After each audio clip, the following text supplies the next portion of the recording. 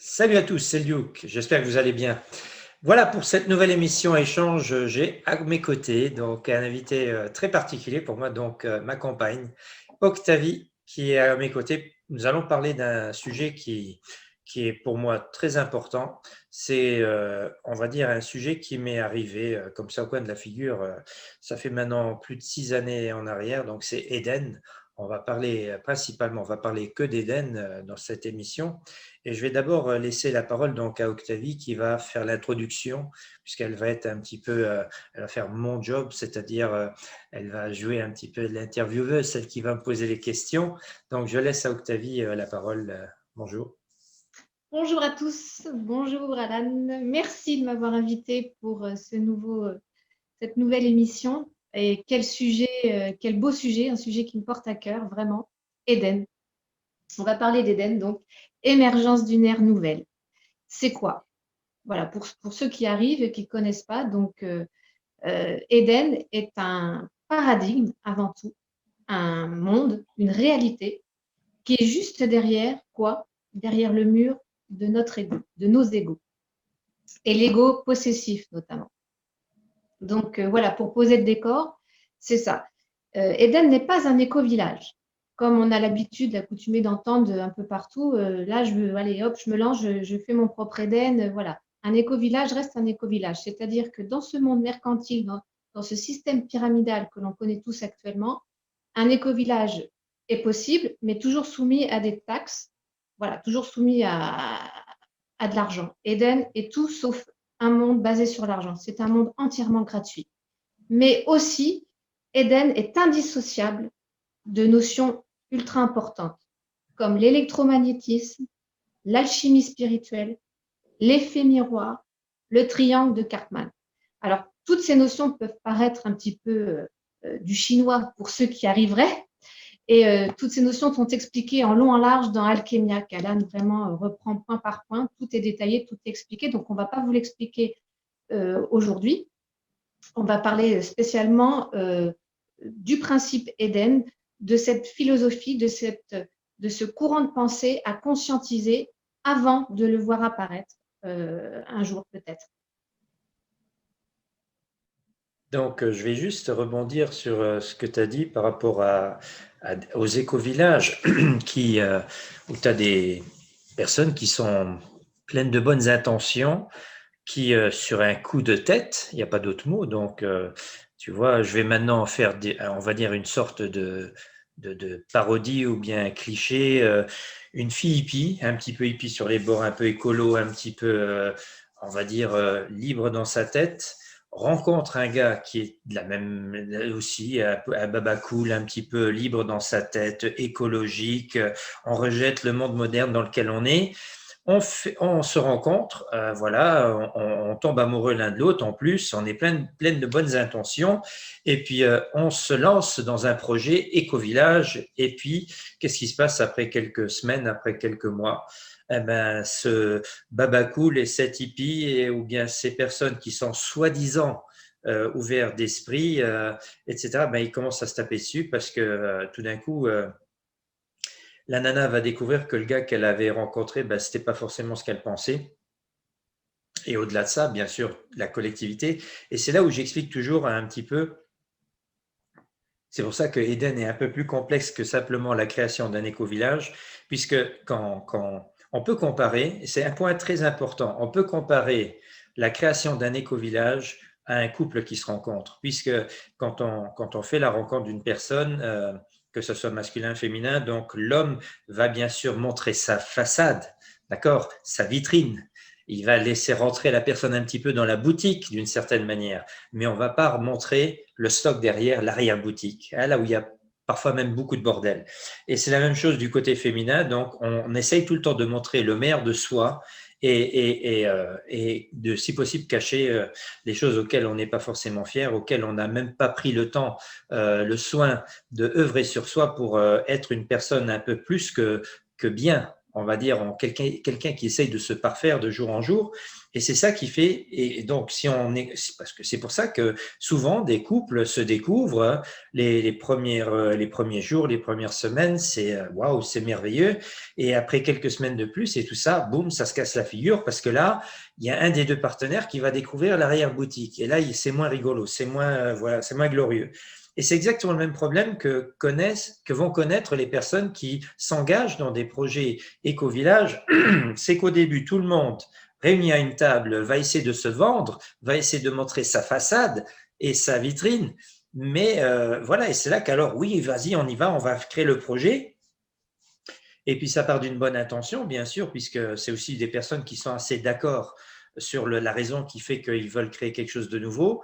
Mais si les personnes n'ont pas sérieusement travaillé, œuvré, on va prendre le mot œuvrer, si les personnes n'ont pas sérieusement travaillé, œuvré sur eux, ben ça va se casser la figure après quelques semaines, après quelques mois. Voilà, c'est mathématique, c'est logique, il n'y a rien d'autre à ajouter. Donc, à partir du moment où on comprend déjà ça, on peut et de comprendre aussi qu'au-delà de simplement la construction, la mise en place d'un énième éco-village Éden, c'est vraiment, parce que les personnes peuvent dire aussi que quand on parle d'Éden, quand je parle d'Éden,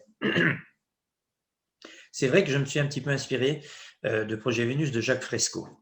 Et il existe déjà des projets similaires ou bien même des villes qui sont déjà en place comme Auroville en Inde ou bien projet Urantia, des choses qui ressemblent un petit peu à ce que je propose quand je parle d'Éden. Mais la différence, c'est que pour moi, euh, parce que quand on construit un édifice, on va parler de la fondation, d'accord? La fondation de l'édifice, ben pour moi, c'est là où un petit peu, on va dire entre guillemets, tous ces groupes qui parlent de créer quelque chose d'autre, ils en oublient de prendre conscience sur quoi est-ce qu'il faut œuvrer pour que l'édifice qu'on veut construire tienne, perdure à travers le temps. Parce que le but du jeu, c'est pas maintenant de venir avec un énième village ou bien une autre idée qui ressemble à Projet Vénus, etc. Mais il faut aussi se dire comment je fais pour qu'est-ce qu'on doit faire, quelles sont les bases, les fondations sur lesquelles on doit vraiment sérieusement œuvrer pour que ce qu'on veut faire, et puis c'est là aussi, une fois qu'on a compris, c'est un petit peu aussi pour faciliter la construction derrière. C'est la même chose avec une construction. Si je fais des fondations bancales, ce que je vais essayer de construire par-dessus va pas tenir. Donc, si ces fondations-là, elles sont solides, après, c'est du petit lait pour construire le reste. Il se crée tout seul. Mais le secret est justement en nous, puisque pour que Éden existe, il faut œuvrer sur soi. Parce que, et pour rebondir, après je te laisse encore une fois la parole, pour rebondir encore une fois sur le monde gratuit, où il faut comprendre que nous n'avons pas besoin de posséder les choses pour pouvoir en bénéficier, ça demande d'œuvrer sur soi, parce que c'est quoi? C'est l'ego qui est possessif. Et ce qui est effrayant, ce que je constate, c'est que la cabale, la cabale est en train de mettre en place actuellement, c'est un monde qui ressemble à Éden. C'est-à-dire où les gens seront dépossédés. D'accord? Ils ne posséderont plus rien. Mais la grande différence, c'est que quand on voit le plan vers lequel on nous pousse à nous diriger, c'est être dépossédé de toute chose, mais après, et puis en contrepartie, pour pouvoir continuer de vivre une vie, entre guillemets, hein, je dis une vie un peu digne, ça demandera des sacrifices, ça demandera de perdre sa grandeur humaine. Alors que quand je parle d'Éden, je dis, ben oui, mais ça, c'est aussi un monde où tu es dépossédé. Enfin, tu ne possèdes plus rien d'une certaine manière, mais en fait, tu possèdes tout. Tout t'appartient aussi en même temps. Et ça fait automatiquement que les personnes ont après comment dire, un comportement. Ils ont un comportement qui est beaucoup plus digne, beaucoup plus, voilà. Donc, c'est vraiment d'entrer dans une collectivité. C'est pour ça aussi que dans Eden, on n'utilise plus le mot société, mais une collectivité ou une communauté donc de personnes qui sont hautement intelligentes et qui ont décidé de vivre ainsi sans qu'il y ait des personnes, c'est-à-dire une cabale par-dessus, qui décident pour eux quel est le mode de vie qu'ils doivent vivre. Voilà. Eden, c'est aussi, ça rime avec équité. Équité plutôt qu'égalité. Enfin, tout le monde sera au même niveau, quoi, en fait. Voilà. Une forme Tellement, d'égalité, mais aussi d'équité, c'est la grande voilà. différence entre ces deux mots. Je ne sais pas si vous connaissez l'image justement qui va, ben, je vais vous l'expliquer. L'égalité, c'est par exemple, vous avez des personnes de différentes tailles, et puis ils sont devant une clôture, et derrière la clôture, il y a par exemple un match de foot. L'égalité, c'est de donner à toutes ces personnes un cube sur lequel ils peuvent grimper pour voir de l'autre côté de la clôture, mais le même cube. Ça, c'est l'égalité. L'équité, c'est de donner le cube, entre guillemets, par rapport à la taille des personnes parce que si on est dans une forme d'égalité, on aura beau leur donner le même cube, mais il y a seulement le plus grand qui va avoir au-dessus de la clôture. Voilà. Mais Voilà. l'équité, c'est de faire en sorte que les plus petits, ils aient un cube assez grand pour pouvoir voir de Voilà. l'autre côté du mur, et celui Voilà. qui est moyen et celui qui est grand aussi. Donc, c'est ça la différence entre l'égalité et l'équité. Donc, c'est vraiment, encore une fois, de comprendre, de faire un distinguo entre l'égalité et l'équité. Il est clair que quand on prend dans Éden les règles, je ne parle plus de loi, mais les règles qui sont proposées dans Éden, si maintenant on prend la surface de vie pour chaque individu, pour chaque personne physique, il est clair que si maintenant, je donne un exemple, si on va de l'idée, on dit 50 mètres carrés par personne adulte, qu'une personne éventuellement qui est mobile dans une chaise roulante, peut-être cette personne d'emblée, elle a tout de suite 25 mètres carrés de plus, parce que sa condition de vie fait qu'elle a besoin de cet espace en plus pour Voilà, c'est avoir ça. justement cette équité dans après son confort de vie. Donc c'est comme ça qu'il faut voir la chose.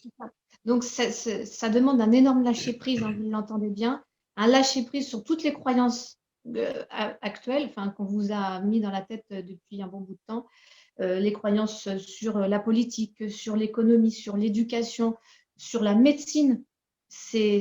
Voilà, il faut lâcher prise sur tout ça.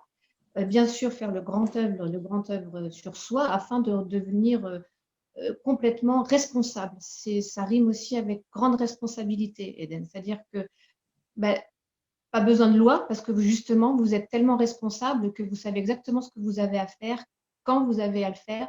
Voilà, vous êtes des êtres souverains. Voilà, comme je viens de dire. Donc voilà, on va peut-être commencer par le premier point. Hein. Ouais. Donc voilà, vous entendez bien que Eden sous-entend quand même. Enfin, déjà, on va vous parler des points importants, des points cruciaux à retenir dans ce monde gratuit. Parce qu'il y a quand même, Alan va vous expliquer tout ça dans tous les détails. Donc le point 1, c'est l'économie. Et tu as bien mis 0 plus 0 égale la tête à Toto. Donc, vas-y, je te laisse développer. Donc, en ce qui concerne, ben, c'est pour ça que j'ai aussi appelé ce chapitre, enfin cette part d'Éden, donc 0 plus 0 égale la tête à Toto, c'est entre guillemets, le chapitre le plus court, puisque dans un monde gratuit, on n'a même plus besoin de parler d'économie. Et c'était vraiment, pour moi, c'était évident quand j'observe, bien sûr, le monde capitaliste dans lequel nous sommes, où nous avons donc ces injustices ou des personnes qui ne font rien, mais absolument rien. Au contraire, on dit toujours le monde appartient à ceux qui se lèvent tôt. C'est faux. Le monde appartient à ceux qui ont des idiots qui se lèvent tôt pour eux et qui vont travailler pour ces personnes dans un monde capitaliste. C'est-à-dire que donc ce monde capitaliste, de toute manière, il est d'une injustice absolue. Après, quand je vois les éco-villages qui parlent de monnaie locale, c'est pas mal. C'est-à-dire là, on commence déjà un petit peu à en glisser une au système capitaliste en utilisant une monnaie locale. Mais comme je le dis souvent, il serait important aussi de faire en sorte que cette monnaie locale ne soit pas capitalisable, c'est-à-dire de faire une monnaie périssable, pour éviter d'avoir Babylone, un microsystème capitaliste, ou si maintenant, au lieu de parler d'euros ou de dollars ou n'importe quelle devise mondiale, on va parler de bonbons. Imagine, tu es dans le village, ils ont décidé d'appeler leur monnaie locale des bonbons. Si on est dans une monnaie capitalisable, à la fin de l'année, tu auras un habitant qui aura 1 million de bonbons et tu auras un autre habitant qui aura 3 bonbons. Et il devra survivre avec ces 3 bonbons. Donc, on a toujours cette même logique sous une forme de microcosme. Et là, justement, donc je me suis dit, bon, Alors, il faut vraiment penser à une monnaie périssable, c'est-à-dire si je cumule cet argent, il va falloir que je le redistribue dans le collectif en déant 1, 2, 3 mois. Et si je ne le fais pas, ben, je ne peux plus l'utiliser. C'est pour éviter justement des injustices ou bien ce qu'on connaît dans le capitalisme. Après, on a une autre possibilité, c'est le troc, l'échange. Et là, je me dis aussi, oui, sur un petit village, éventuellement, c'est jouable, un petit village. Mais à l'échelle, on va dire, d'un pays, bien même d'une région ou d'un pays ou carrément le monde, le troc, c'est pas possible à gérer logistiquement parlant. Et là, je prends toujours ce cas de figure qui est un peu comique. Imaginons, je suis coiffeur et je coupe les cheveux et chaque client, n'importe quel client qui vient, il me donne une salade. Voilà, il me paye en salade. Moi, à la fin de la journée, je me retrouve avec 3 cagettes de salade et je vais me nourrir toute la semaine de salade. Donc, c'est là où tu dis à un moment donné, l'histoire du troc, il y a quelque chose qui coince là-dedans. Ou bien, imagine le boulanger, il fait du pain et puis il y a quelqu'un qui vient. Et puis, je sais pas, lui, il fait une chaise en bois et c'est un ébéniste, il apporte. Donc, comment est-ce que tu veux donner des valeurs à tout ça? Pour moi, c'est extrêmement compliqué parce que le but du jeu, c'est aussi de Non, se c'est ingérable. faciliter. Pardon? C'est ingérable comme ça. Voilà, et le but du jeu, c'est aussi de se faciliter la vie. Et pour moi, Mm. parce que on va dire que le temps, c'est plus de l'argent dans Eden, mais le temps, c'est surtout du temps qu'on a pour nous, pour œuvrer sur nous. Parce qu'on peut dire aussi qu'Eden, c'est une station entre le monde capitaliste et un monde qui est encore où l'homme transcende réellement sa personnalité pour passer encore une étape supérieure. Mais ça, c'est encore c'est pas demain, la veille. Donc, mais ce que je voulais dire, c'est que donc se faciliter la vie, et faciliter, c'est tout simplement un monde gratuit. C'est-à-dire que puisqu'on va aborder les autres disciplines, donc dans l'éducation et aussi le monde professionnel. Donc, dans un monde qui est totalement gratuit, eh bien, c'est très simple. Chaque personne, on va dire, chaque être humain va donner de son temps dans une discipline qu'il maîtrise très bien. C'est pour ça aussi que c'est important le choix professionnel. Donc, il donne à hauteur de 16 à 20 heures maximum, mais vraiment maximum 20 heures, mais plutôt même 16. Et pourquoi la valeur 16? Tout simplement parce qu'on a des tranches de 4 heures où on arrive facilement à diviser ça. Donc, et puis la personne donne 16 heures de son temps hebdomadaire par semaine. Et comme il fait quelque chose pour la collectivité, ben, automatiquement, il accède à tout gratuitement. Et ça, c'est le logis, l'habillement, la nourriture, les transports, les voyages, les vacances, tout. C'est-à-dire tout est gratuit. Et puis après, on va dire, oui, mais alors, travaille toutes les semaines,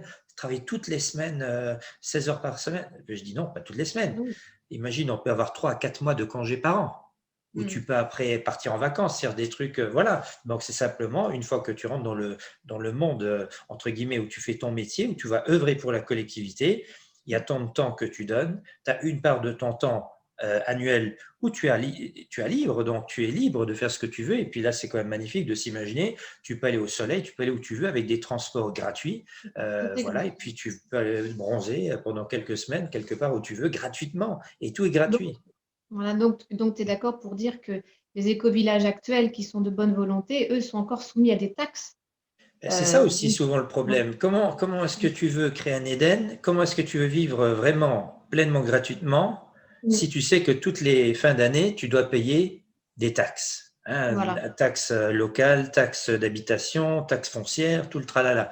Donc, il y a peut-être des endroits encore sur Terre, peut-être où tu n'as pas de Voilà, taxes à payer, hein, d'accord, mais c'est rare. C'est ça rare. restera, Donc, je donc c'est dirais. ça qui est un peu embêtant, c'est que les personnes qui veulent vivre gratuitement, ils ont toujours quand même un petit pied encore dans le monde babylonien, dans le système mercantile, parce qu'ils vont produire ou bien ils vont avoir une récolte qu'ils vont vendre sur les marchés, ou bien ils font des fromages, ou bien, enfin, ce qu'on connaît pour pouvoir après avoir une somme pour pouvoir payer ces fameuses taxes, alors que on n'aurait pas à payer de taxes.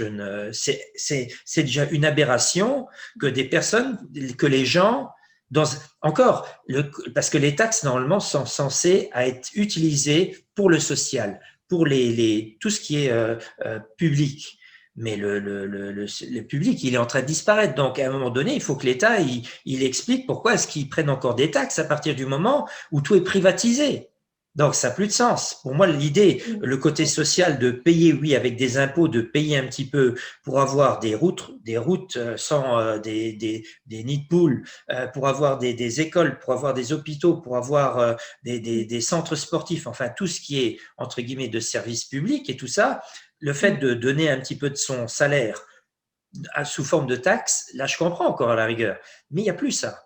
Donc, et puis déjà, quand on voit l'argent qui est foutu par les fenêtres, donc à un moment donné, c'est là où le peuple doit commencer à se réveiller et dire on n'a aucune taxe à payer, surtout pas à des abrutis qui sont sur des pyramides, qui profitent du système, qui sont grassement payés, etc. Donc, il y a vraiment déjà aussi là un déblocage intellectuel qui doit se faire d'une personne de dire je peux m'imaginer de vivre dans un monde sans gouvernement.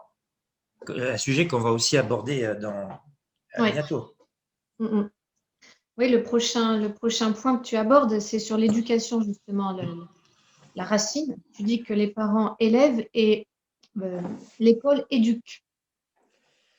Donc, toute la noblesse du mot élever. Voilà. On dit élever du bétail, mais en fait, on élève vraiment, élever ses enfants, ça veut dire les élever vers le haut. D'accord? Porter ses enfants vers le ciel. Comme ferait Rafiki avec le petit Simba dans Le Roi Lion, il l'élève, tu vois, donc il le montre. Et élever son enfant, c'est un petit peu ça aussi, c'est pas de rabaisser son enfant ou bien qu'il soit, comment dire, c'est vraiment deux parents, pour moi, c'est la racine. De toute manière, tu l'as dit, Octavie, tu l'as légèrement, tu viens de dire, c'est la racine. C'est la racine de tout. Là, on peut, autant je disais que les fondations pour créer Éden, pour que Éden voit le jour, c'est de œuvrer sur son ego, mais la racine, on va dire même la racine de la racine, c'est-à-dire c'est des parents qui vont élever leurs enfants avec le cœur, des parents aimants qui aiment leurs enfants, qui font pas d'enfants pour faire des gosses comme on peut le voir aujourd'hui, des couples qui sont depuis un certain temps ensemble, ils ont d'abord pensé, ils ont pensé à eux, ils pensaient au travail, à réussir en entreprise ou bien etc. Et à un moment donné, vers 40 ans, qu'est-ce qu'on n'a pas encore fait? Ah oui, on n'a pas encore d'enfants, donc on va essayer de vite faire encore un gosse ou deux gosses, ou bien des personnes qui vont faire des gosses, c'est triste, mais pour les aides, donc toutes les formes d'aide qu'on peut avoir de l'État et tout ça, on se dit à un moment donné, c'est pas pour ça qu'on fait des gosses. Et puis les élites ont bien compris que de mettre les parents au travail, le père et la mère, qui n'a plus son rôle premier justement d'élever son enfant, fait que les enfants sont élevés par d'autres, par une éducation en crèche, des assistantes maternelles. Voilà, et ils n'ont pas l'amour premier, l'amour des parents qui est extrêmement important. Et après, on se retrouve avec des enfants blessures d'abandon, blessures de... Exactement, ben, c'est pour éviter justement tout ça, puisque après à un moment donné, avec Octavie, on s'intéresse aussi énormément à la psychologie humaine et on observe vraiment on Très assiste tout souvent le les mêmes temps. schémas. Pardon? C'est très souvent les mêmes schémas. On est tout le temps, tout le temps, tout Quand le même. temps devant des personnes qui ont subi, oui, on peut dire subir un abandon des parents, donc puisque les parents ils n'avaient pas le temps de s'occuper de leurs enfants. Avant, c'était, oui, c'était toujours un petit peu pour les mêmes raisons. Je veux dire, il fut encore un temps où la mère restait à la maison. Il y avait au moins un des deux qui était présent, donc la mère souvent, et ça n'a pas empêché quand même d'avoir des adultes plus tard qui avaient quand même une blessure, quelque chose qui n'allait pas bien, puisque ça crée aussi des tensions, le fait que le père soit à l'extérieur, la mère était à la maison, et quand le père y rentrait, il y avait ce côté « je suis l'homme, je suis celui qui apporte le salaire, ferme ta gueule, c'est toi tu n'as rien d'autre, voilà, toi tu fais la popote, tu t'occupes des enfants ». Donc il y avait pas, c'était pas maintenant un père et une mère qui élevaient l'enfant, c'était la mère qui était à la maison, le père apportait le salaire et apparemment c'est celui qui apporte le salaire qui est le chef. C'est comme ça que, et de toute manière, dans notre monde, c'est celui qui a l'argent qui est le chef, qui décide pour les autres. Donc, et c'est là à un moment donné où, donc déjà là, il y avait des enfants, pardon. Je dis l'argent, c'est une gangrène. C'est parce qu'on sait pas comment dire, on sait pas comment dire, il y a toujours ce côté égo, justement, l'ego qui en veut toujours plus, qui en veut toujours plus. Et donc, j'étais parti sur l'histoire des parents. Donc, le père qui rentre, la mère, elle est à la maison. Mais si tu as deux parents qui sont disponibles pour leurs enfants et qui ont pleinement conscience, ils ont fait des enfants en pleine conscience et on est là pour s'occuper de nos enfants, donc automatiquement, tu as des enfants qui, à l'âge adolescent, adulte, porteront déjà beaucoup moins de casseroles que ce qu'on Voilà. découvre, et encore aujourd'hui, au jour d'aujourd'hui, ça va être encore pire, puisqu'on va vraiment dans une destruction totale de ce que représente la famille, le père et la mère. Donc aujourd'hui, on est en train de créer des nouvelles familles que nous sommes censés accepter, comme si deux hommes. Après, il y a toujours les excuses. Oui, mais il vaut mieux que l'enfant soit élevé par deux hommes aimants que s'il n'en avait pas du tout, ou bien deux femmes Ouais, aimantes. D'accord? ouais, Donc, mais on c'est vient toujours contre avec des nature. excuses. Moi, je dis, mais C'est quand même l'idéal, contre nature. Mm. pardon? C'est quand même contre nature, faut bien le dire. Ben voilà, c'est-à-dire la nature, elle nous donne des principes absolus, c'est-à-dire il faut un mâle et une femelle pour concevoir, et c'est aussi l'énergie masculine et féminine qui doit être présente pour que cet enfant soit qu'il puisse trouver l'équilibre entre cette partie masculine et féminine. Donc après tous les nouvelles formes, parce que alors aujourd'hui, après bon, comment dire, après bien sûr, on va passer pour des personnes un petit peu peut-être arriérées ou bien je ne sais quoi, mais de Pas dire du tout ça. tout. Mais oui, mais Pas si du tout. pour beaucoup de Ouais, personnes, c'est le cas. mais oui, Tu parles comme mais, un arriéré de dire qu'un couple homo n'a pas le droit d'élever d'enfants. Mais le oui, mais fait est, mais- parce que surtout qu'un couple homo peut être plus aimant qu'un couple hétéro. Ça, c'est aussi vrai. Tu peux avoir un couple hétéro, qui sont même les parents biologiques, qui peuvent être plus mauvais avec l'enfant qu'un couple homo qui a adopté l'enfant. C'est-à-dire tous les cas de figure sont là. Mais quand je parle d'Éden, moi, je ne parle pas de couple hétéro bancal. Je parle vraiment d'un homme et d'une femme qui ont fait leur enfant en pleine conscience, avec amour, pour que déjà, au moment de la conception de cet enfant, ben, quand il vient au monde, qu'on ait déjà un enfant avec une vibration qui sort de l'ordinaire. voilà. Ensuite, après, quand tu continues avec des parents aimants, puisque comme dans Éden, on a le travail, entre guillemets, la durée de faire son métier est très basse. Après, il n'y a rien qui empêche que même les parents, ils aient aussi du congé parental pour une certaine période, pour être encore plus présents, pour élever cet enfant. Et là, on fait plus de gosses pour avoir des allocs ou tout le tralala, puisqu'il n'y a plus d'argent. Donc, vraiment, ce sont des personnes qui font des enfants pour l'amour d'avoir des enfants. Ils les élèvent en pleine conscience. Et puis, toutes les autres formes imaginables, on peut dire oui, éventuellement. Mais encore une fois, il y a toujours une injustice par rapport aux hommes, deux hommes et deux Ouais. femmes. Deux femmes ont plus de facilité d'avoir un enfant que deux hommes.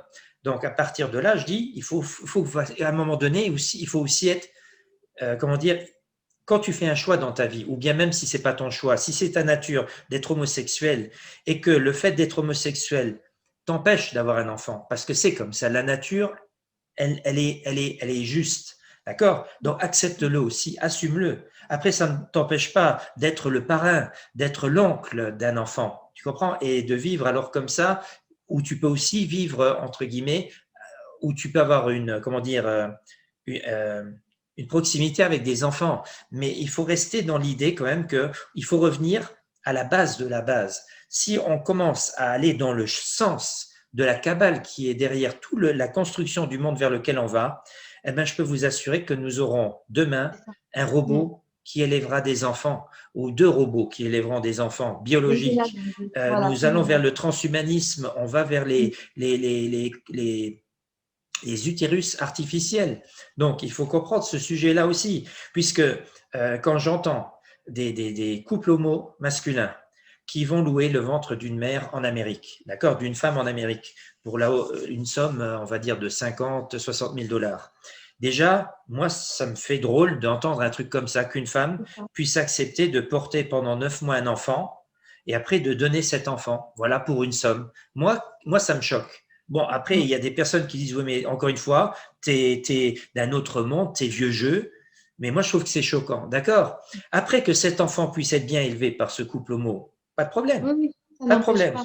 Mais peut-être qu'un jour, cet enfant, quand il est adulte, il dit, où elle est ma mère? Parce que là, en face de moi, j'ai deux pères. Où elle est ma mère? Et là, on va se retrouver de nouveau avec des adultes qui auront un problème, une casserole, qui devront sur laquelle ils devront travailler, œuvrer, parce que ce sont aussi des blessures d'abandon, de comprendre que Bien. la mère a vendu, a loué son ventre pour que je sois aujourd'hui sur Terre. Et je ne suis même pas en mesure de savoir qui était ma mère. Donc, imaginez les conséquences qui vont venir dans le futur. Et c'est là que j'explique dans mes livres, surtout dans Alchemia, où j'explique à un moment donné, pour contourner ce problème, ben le couple homo va dire à l'enfant, ta mère, elle est à la cave, on l'a stockée à la cave, c'est une couveuse artificielle. Mais je dis, on va vers quoi?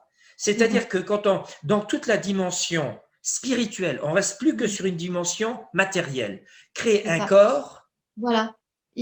Comme tu disais, là, on voit que c'est le mental qui force la chose. Deux hommes, deux femmes ne peuvent pas avoir d'enfants par nature, mais le mental en veut un absolument. Donc, l'ego possessif, encore une fois, il va utiliser des manières, voilà, comme tu viens de raconter, pour avoir cet enfant. Maintenant, si le couple homosexuel, ils auraient une copine à côté, une amie, et puis il dirait, ben, des deux garçons, il va se sacrifier, entre guillemets, ou bien voilà, pour faire l'enfant. Et qu'après, elle soit quand même présente. Là encore, je Oui, dirais à la ça, rigueur, c'est tu vois, clair. qu'elle soit présente, qu'elle soit dans la Une vie de amie. l'enfant. Non, Parce que ça ça peut demande quand même une certaine ouverture d'esprit, d'accord, pour voilà. Mais quand j'entends des trucs comme ça, et puis justement, et c'est là où je vous explique que la Kabbale, eux, ils ont déjà la parade, c'est-à-dire, si vous connaissez l'œuvre Blade Runner, les réplicants, comme on les appelle, ce sont des êtres biologiques qui sont créés avec des utérus artificiels. Et donc, de me dire, mais quand on sait la magie, l'alchimie, la magie d'une mère qui porte son enfant avec amour, la vibration qu'elle va amener, qu'elle donne à son enfant, toute l'attention. elle peut aussi lui donner des casseroles. Mais normalement, dans Eden, des mères qui sont enceintes, ce sont des mères qui sont quand même heureuses de porter leur enfant parce que c'est un enfant qui est désiré. Donc, automatiquement, cet enfant, il vient au monde avec déjà une flamme. On va appeler ça comme ça, une petite flamme donc d'un être qui a un grand potentiel pour devenir un être lumineux. Si maintenant on reste sur l'idée de féconder, de faire un enfant dans un utérus artificiel, ce qui sort de cet utérus artificiel, pour moi, c'est un robot biologique. C'est-à-dire un robot biologique. De l'extérieur, il a tout d'un être humain, mais comme il n'a pas été conçu d'une manière biologique, c'est-à-dire naturelle, il y a quelque chose qui manque. Il y a, on va dire, cette flamme, justement, ce petit plus. Et quand on comprend la Kabbale, ils veulent tout contrôler, donc automatiquement, ils utilisent la communauté LGBT pour aller dans ce sens. Donc c'est un sujet, encore une fois, ensuite, une fois que l'enfant est au monde, père-mère, un père qui va s'occuper de l'enfant après la mère, c'est-à-dire la fonction de la mère, elle est particulière, celle du père aussi. Donc c'est pour ça que j'explique aussi que la majorité, elle n'est plus à 18 ans, mais de nouveau, on la remet à 21 ans, parce que si on prend… En 3 fois 7. 3 fois 7. Ouais. Ben, c'est 3 fois 7, donc c'est les fameux 3 fois 7 qui donnent 21. Les 7 premières années sont ceux de la mère. Ça ne veut pas dire que le père il n'est pas présent, mais c'est surtout la mère qui va nourrir, qui va materner. Ensuite, les 7 prochaines années, là, l'enfant, il va un peu suivre le père pour sortir à l'extérieur. Donc, c'est le père, il représente une autre fonction. Et les 7 années après, puisqu'on parle de 3 fois 7, là, c'est la collectivité. Là, il rentre, puisqu'à 14 ans, c'est l'âge qu'on va dire, c'est déjà un adolescent, et là, il va rentrer dans le monde tout doucement pour se préparer pour devenir adulte. Et donc, à 21 ans, il atteint cette majorité. Et pourquoi je dis 21? Parce que c'est une série de 3-7, alors que 18, c'est une série de 3-6, il n'y a pas de hasard. C'est la Kabbale qui a décidé de mettre la majorité à 18 ans. Donc là, on comprend que le fait d'élever un enfant, et comme Octavie l'a dit au début, les parents élèvent et l'école éduque. Donc l'éducation qui n'a rien à voir avec le fait d'élever une personne, de lui donner des principes de vie, de lui expliquer, bah, tu sais, quand tu vois une personne, tu dis bonjour, tu dis au revoir, tu dis merci, tu dis s'il vous plaît, ou bien. Donc ça, c'est élever une personne, c'est de le préparer pour vivre une vie d'adulte où on est, voilà, c'est les manières, c'est la façon de laisser les autres parler, la façon d'écouter, d'être à l'écoute quand quelqu'un est en train de discuter, etc. Donc, ce sont toutes ces choses-là que les parents apportent aux enfants. Et après, puisque c'est qu'à partir de 7 ans où l'enfant va commencer à aller à l'école, et puis, donc, l'école, c'est quand même différent. Donc, nous sommes dans des écoles du type Montessori, donc, où vraiment c'est l'enfant qui décide à quel moment il va apprendre quelque chose. Et ça aussi, c'est quelque chose qui m'est apparu ou que je trouvais Oui, très, oui. très logique. Si on te force à apprendre quelque chose, il va te Mm, falloir des années. Si c'est toi qui décides de l'apprendre par toi-même, bah, tu l'apprends en quelques mois. Et les enfants, exactement. comme les enfants sont des éponges, ben, un enfant, il va assimiler beaucoup plus s'il le fait avec le cœur, s'il a vraiment envie de l'apprendre, que si on le force. Et donc, Mm, mm. l'école, que j'appelle l'école élémentaire, donc cette école, elle commence à 7 ans et elle finit à 14 ans. Et pendant ces 7 années-là, l'enfant, bien sûr, il est toujours à la maison avec ses parents, mais il doit aller à quelques heures par jour à l'école pour apprendre des choses dont on a besoin, le fait de savoir lire, le fait de savoir parler correctement, le fait de connaître un maximum de langues. Ça, c'est un Mm. trésor de fou, puisque ce qui fait que la cabale nous contrôle, c'est que le fait que nous ne pouvons parfois pas communiquer les uns avec les autres. Mm, Donc, mm. comme un enfant est une éponge, comme un enfant a une facilité d'apprendre facilement les langues, par exemple, donc, ben, on lui apprend un maximum de langues, voire même Mm. créer une langue. Il en existe une apparemment qui s'appelle espéranto, mais de créer une langue ou bien de définir qu'une langue Mm. serait une langue internationale, mais au-delà de ça, de savoir parler l'espagnol, de savoir parler l'anglais, de fait de savoir parler l'allemand, parce que si tu parles l'allemand, tu peux aller en Autriche, tu peux aller dans une partie de la Suisse, de parler l'arabe, de parler le chinois, de parler le russe, de parler le japonais, d'avoir des Mm. notions, sans problème. Un enfant, et bien sûr le Mm. français, donc toutes Ah oui, ces oui. langues-là, le fait de savoir faire des calculs basiques. Aujourd'hui, s'ils n'ont pas un portable à la main, une calculette et tout ça, ils sont perdus. Mais le fait de savoir faire de l'arithmétique, c'est-à-dire des calculs basiques, de savoir calculer un petit peu les surfaces, la géométrie un petit peu, sans rentrer trop loin, puisque Mm, ça sert à rien comment dire, d'apprendre à des mm. enfants des choses qu'il n'aura peut-être jamais besoin dans son métier qu'il va choisir Ouais, plus bah, tard. Donc, de vraiment en lui termes donner de foi. Mm, mm. un bagage extrêmement important pour qu'il puisse après passer à l'étape suivante, c'est-à-dire à partir de 14 ans, de L'école de la rentrer vie. l'école de la Mm, vie. Donc, très mm, important. mm, mm. Pour se Important. découvrir. Mm. L'école buissonnière, comme tu dis. Ben, c'est ça qui est magnifique, comme j'ai déjà eu affaire à des jeunes et je leur expliquais que dans ce monde magique que je leur propose, à partir de 14 ans, il n'y a plus d'école. Mm. Ça les intéresse, hein. Et qu'est-ce qu'on fait pendant ces 10 ans? Parce que ça dure 10 années. On est de 14 à 24 ans, l'école buissonnière. Donc, c'est C'est l'école de la lycée, vie, quoi. c'est Mm, apprendre à se connaître soi-même. mm, Donc, si tu comprends la logique de 0 à 7, c'est les parents, avec la mère qui nourrit, qui est là pour l'enfant. À partir de 7 ans, l'école normale, élémentaire, donc pour apprendre des choses. La proximité, le père, bien sûr, il est toujours là de toute manière, mais je veux dire, c'est le côté père, celui qui va donner des règles, entre guillemets, des règles de mm, vie. mm. Ensuite, tu as la prochaine étape donc de 14 jusqu'à 24, donc là, à 21 ans, il devient adulte, mais ça dure encore quelques années. C'est l'école de la vie où là, le jeune, il est appelé à faire des stages, à se déplacer pour vivre des expériences, un petit peu comme les scouts, tu vois, donc des choses comme ça pour se découvrir, pour faire des expériences. Parce que il n'y a pas d'expérience plus importante que celle qu'on fait soi-même. D'accord? Les expériences de la vie. Et c'est ça aussi qui va permettre à cette jeune personne, donc Seule cet adolescent, l'expérience personnelle pardon? a valeur d'enseignement. Seule l'expérience personnelle a valeur d'enseignement. Voilà, donc de Mm, comprendre que ce jeune adolescent qui devient adulte est en train de se découvrir et donc cette année fatidique, donc à partir de 24 ans, on lui laisse une année sabbatique où on lui mm, dit maintenant, cette année, elle est consacrée à ce que tu fasses un choix professionnel. Que tu vas donc, où tu vas pouvoir partager, que tu vas pouvoir partager pour aider la collectivité pour fonctionner. Et là, c'est là mm. qu'on comprend que ce choix, c'est pas celui d'un enfant, c'est pas celui d'un adolescent, c'est le choix d'un adulte qui a fait des expériences pendant 10 ans où quand il dit je veux faire ça, il le dit pas comme ça par hasard. Il va pas dire je veux faire parce que voilà, je pense que c'est bien. Non, non, il a déjà fait l'expérience. Quand tu prends un critère qui moi m'effrayait à l'école, donc c'était des gosses qui faisaient des choix professionnels par rapport au salaire qu'ils pouvaient avoir derrière, Oui, oui, oui, oui, oui. qui est une aberration totale. À aucun moment À aucun moment, une jeune personne devrait se poser la question, je vais faire tel métier parce que ça va m'apporter tel salaire ou bien telle notoriété. Parce que si je fais ça, je serai une merde. Par contre, si je fais ça, je vais être adulé.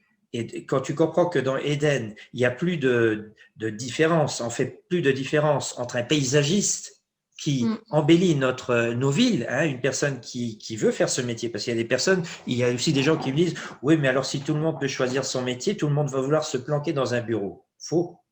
Pas Il y a du des tout. personnes qui ne peuvent pas s'imaginer d'être 3 heures assis dans un bureau. Et il y en a Exactement. d'autres qui ne peuvent pas s'imaginer d'être dehors, alors qu'il y en a qui adorent être dehors. Donc, quelqu'un qui a décidé d'être jardinier paysagiste pour embellir la ville, il a exactement la même valeur que celui qui a décidé d'être dans un bureau.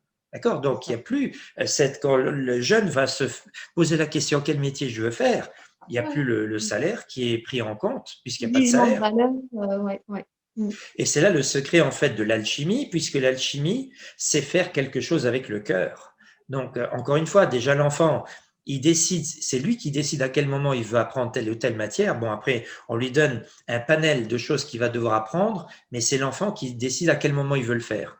Et là aussi, donc, il y a plein de métiers à disposition, et c'est la personne qui va décider, parce que le fait de le décider en pleine conscience va faire que son métier, il va le faire avec le cœur. Ça sera pas les travailler. Il ira pas travailler, hein, le tripalium, la torture.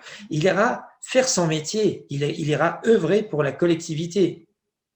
Et c'est ça le secret qui fait aussi que, avec les années, au lieu de commencer à s'ennuyer, au lieu de commencer à se dire, bon, j'aurais jamais dû faire ça. Non, non, il commence à devenir maître, il commence à maîtriser de mieux en mieux ce qu'il fait, et puis il sera fier de pouvoir le faire pour la collectivité. En plus, si la durée n'est pas écrasante, tu vois, dans la semaine, si c'est pas une durée écrasante, il dit, mais putain, je serais bien resté encore 2 heures aujourd'hui. Mais non, il peut faire que 16 heures par semaine. Mais c'est simplement pour expliquer tout le processus. Donc, on voit quand il passe de l'école élémentaire pour apprendre, pour avoir un bagage, pour pouvoir vivre une vie d'humain, entre guillemets. Donc, savoir lire, savoir compter, savoir parler correctement, puisque ça aussi, c'est en train de se casser la figure.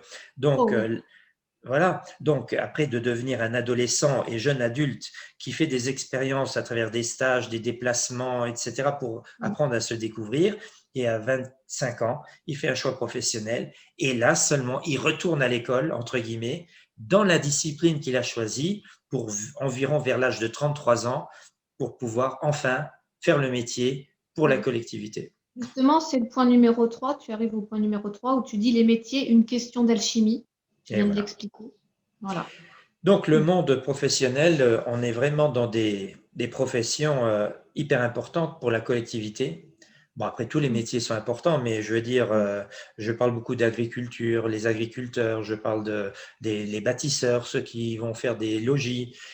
Donc, on est et toute autre forme de métier, mais simplement pour expliquer que les métiers sont faits à partir de 33 ans jusqu'à l'âge de, je vais dire, 60 ans environ.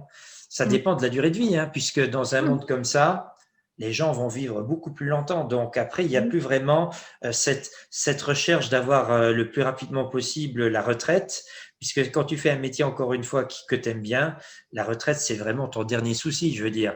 Mais il faut après adapter l'âge vers lequel on va pouvoir dire, ben, à partir de maintenant, tu vas décliner tous les années, à hauteur de 10 années, les horaires, les heures que tu prestes, donc les prestations que tu fais, à partir de tel âge, on baisse tous les ans un petit peu pour arriver à zéro. Et là, tu as la retraite.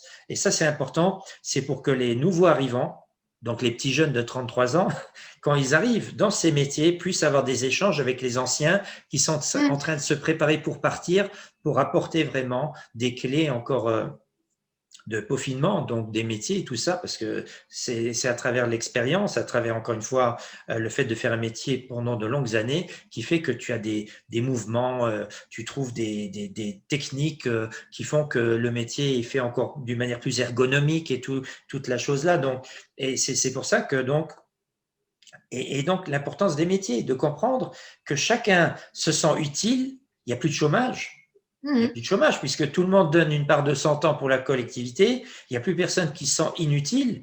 Après, de dire oui, mais si tu es tout le temps en train de œuvrer ou bien de faire ton métier pour la collectivité, quand est-ce que je fais mes occupations voilà. Mais je dis, attends, tu fais que 16 heures par semaine. Tu vas pas me dire que sur une semaine, tu n'as pas largement du temps Ouais, pour du gratter temps. la guitare, pour écrire un Mm, livre, pour mm, t'intéresser, pour faire du sport, pour t'occuper de tes enfants, pour la vie en règle générale. Donc, tu as mm. largement du temps pour pouvoir vivre une vie plus que confortable.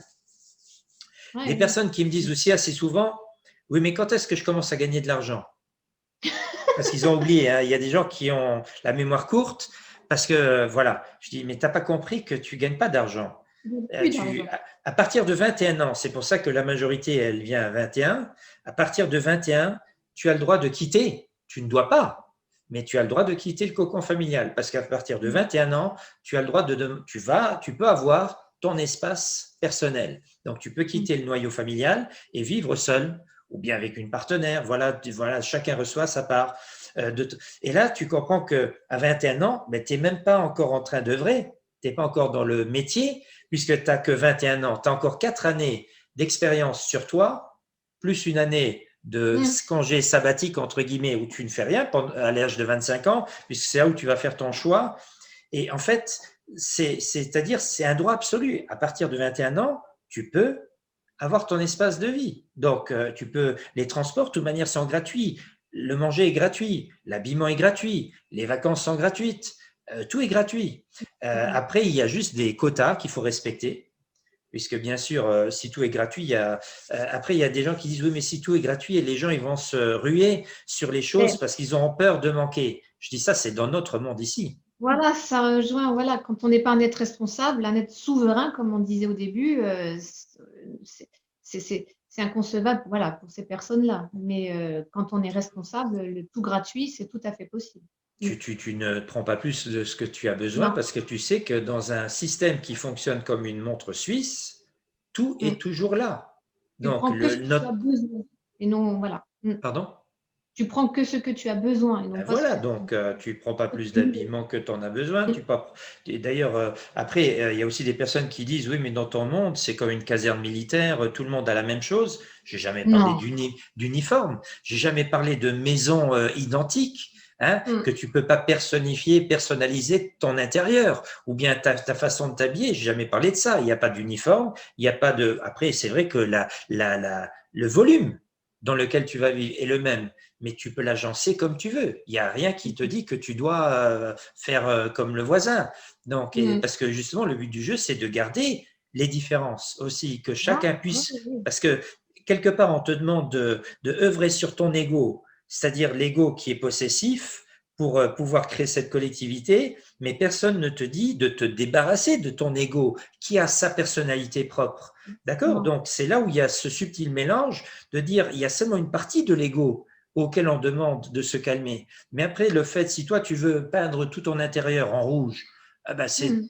c'est chez toi, je veux dire. Bon, après, c'est peut-être pas forcément la bonne fréquence pour vivre dedans, mais si toi, tu veux vivre dans un appartement, dans un lieu en rouge, voilà.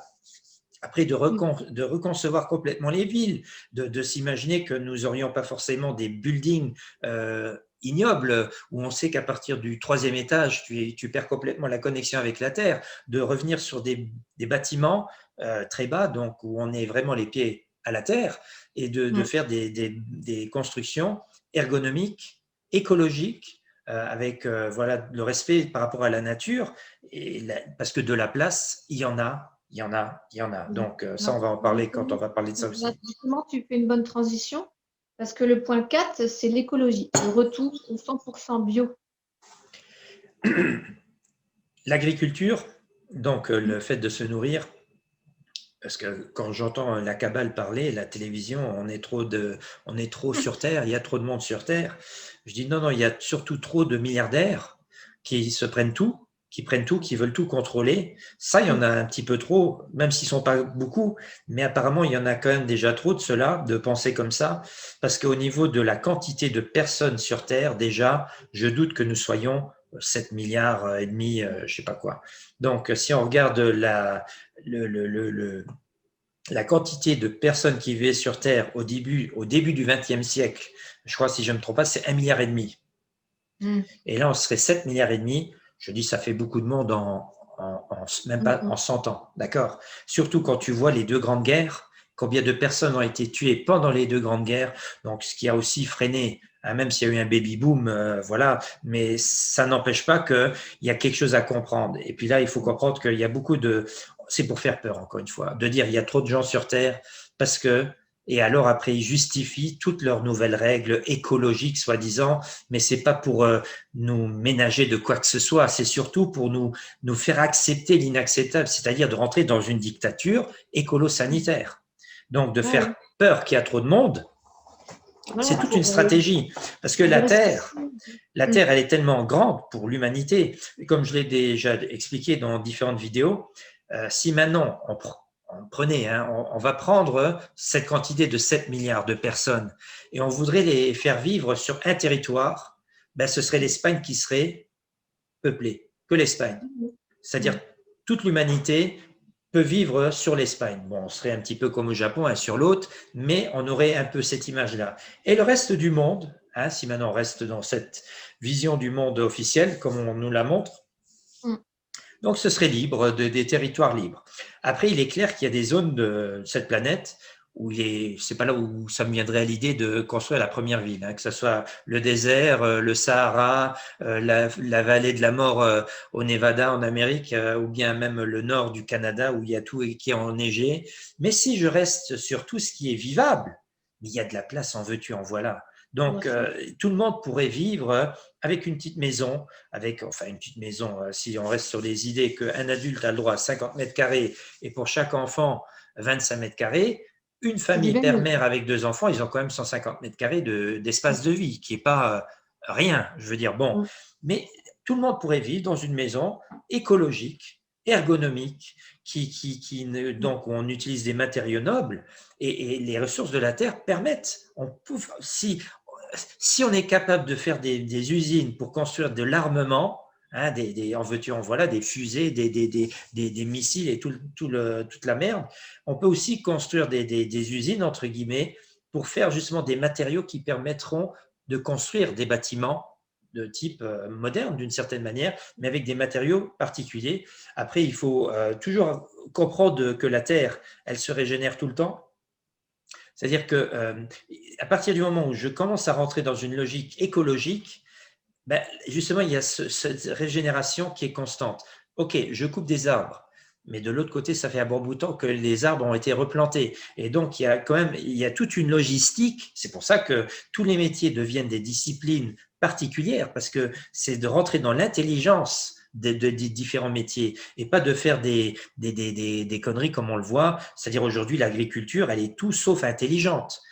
C'est-à-dire que, ou bien, où il y a par exemple des quotas qui sont imposés par Bruxelles, donc par l'Europe, hein, d'accord, que l'agriculteur, limite, il est emmerdé s'il fait trop de récoltes parce qu'il ne peut plus le vendre. D'accord. Donc, c'est quand même effrayant de se dire il y a des gens qui crèvent la faim sur Terre, mais il y a des Mm. agriculteurs qui vont déverser des tonnes et des tonnes de produits parce qu'ils ne peuvent plus le vendre. Donc, on ne va pas me dire qu'il n'y a pas assez de place, de champs, etc. Donc, Mm. c'est-à-dire ce trop-plein de... Ils veulent tout contrôler. Le monde dans lequel nous sommes actuellement, ils veulent contrôler jusqu'à la taille de la branche du blé. Ils veulent tout, voilà, c'est stérilisé. Donc, ce sont des semences qui sont stériles, qu'on ne peut plus réutiliser. On va acidifier le sol. On est en train de transformer le sol c'est même plus du sol, comment dire, arable. On est vraiment dans un sol qui devient ça ressemble plus à cherche le mot, argileux, donc complètement argileux. Et puis tu peux pas utiliser un champ argileux. Tu vois, quand tu Mm. comprimes, parce que c'est là où tu vois que toute la faune, les insectes qui sont sous-sol, les asticots et tout ça, on dit mais à quoi ça sert un ver de terre? Ah ben, si tu savais vraiment à quoi servait un ver de terre, tu ferais une tête comme ça, parce que c'est celui Mm. qui permet à ce que la terre derrière, parce qu'il bouffe la terre, mais derrière il rechie une terre qui est beaucoup plus Voilà. légère, d'accord? Donc c'est lui qui est en train de faire que cette terre, on peut l'utiliser. Les buissons qui étaient autour des champs, c'était aussi les racines, le fait qu'il y ait des racines pour pouvoir justement que la terre soit moins dense. Donc il y a toute une logique, une intelligence agricole qu'il faut retrouver, que les anciens... Le retour à la jachère. voilà, ça aussi, donc, de laisser une part de la récolte sur le champ pour renourrir le champ et pas avec des cochonneries Monsanto et tout ça. Donc, l'écologie, le code de dire, de sortir de cette illusion que la terre serait. Oui, c'est vrai que si maintenant je déverse des tonnes et des tonnes et des tonnes de plastique dans des fleuves ou n'importe quoi, ça pollue. Donc, d'éviter justement le plastique de venir sur le bois, les matériaux, on va dire, naturels. Après, tout vient de la nature, même le plastique, quelque part, même si c'est chimique, mais de comprendre que oui, mais un plastique, il lui faut je ne sais pas combien de siècles et de siècles pour se détériorer, alors que, ou bien de l'utiliser pour une autre fonction. De dire, bah oui, alors je le stocke, je le comprime et j'en fais après des briques ou quelque chose. Bon, après, il y a les maisons, ils seraient mieux en argile ou bien dans d'autres matériaux. Mais simplement pour dire, quand on est intelligent, à un moment donné, tout ça, ça peut se régler d'une manière intelligente, mais sans faire ce qu'ils sont en train de faire, c'est-à-dire de vouloir tout contrôler et si possible que pour une minorité d'individus. C'est pour ça aussi qu'ils font peur avec la quantité de personnes, de dire si on continue comme ça, on s'en sortira pas. Mais c'est pas vrai. Dans le temps, quand on construisait des choses, je vais donner un exemple, un frigidaire, hein, la marque Frigidaire, parce que c'est le vrai nom, c'est pas un frigidaire, c'est un réfrigérateur. Mais le mot frigidaire, ça vient d'une marque qui s'appelait Frigidaire. Et la publicité de l'époque, c'était toujours la même.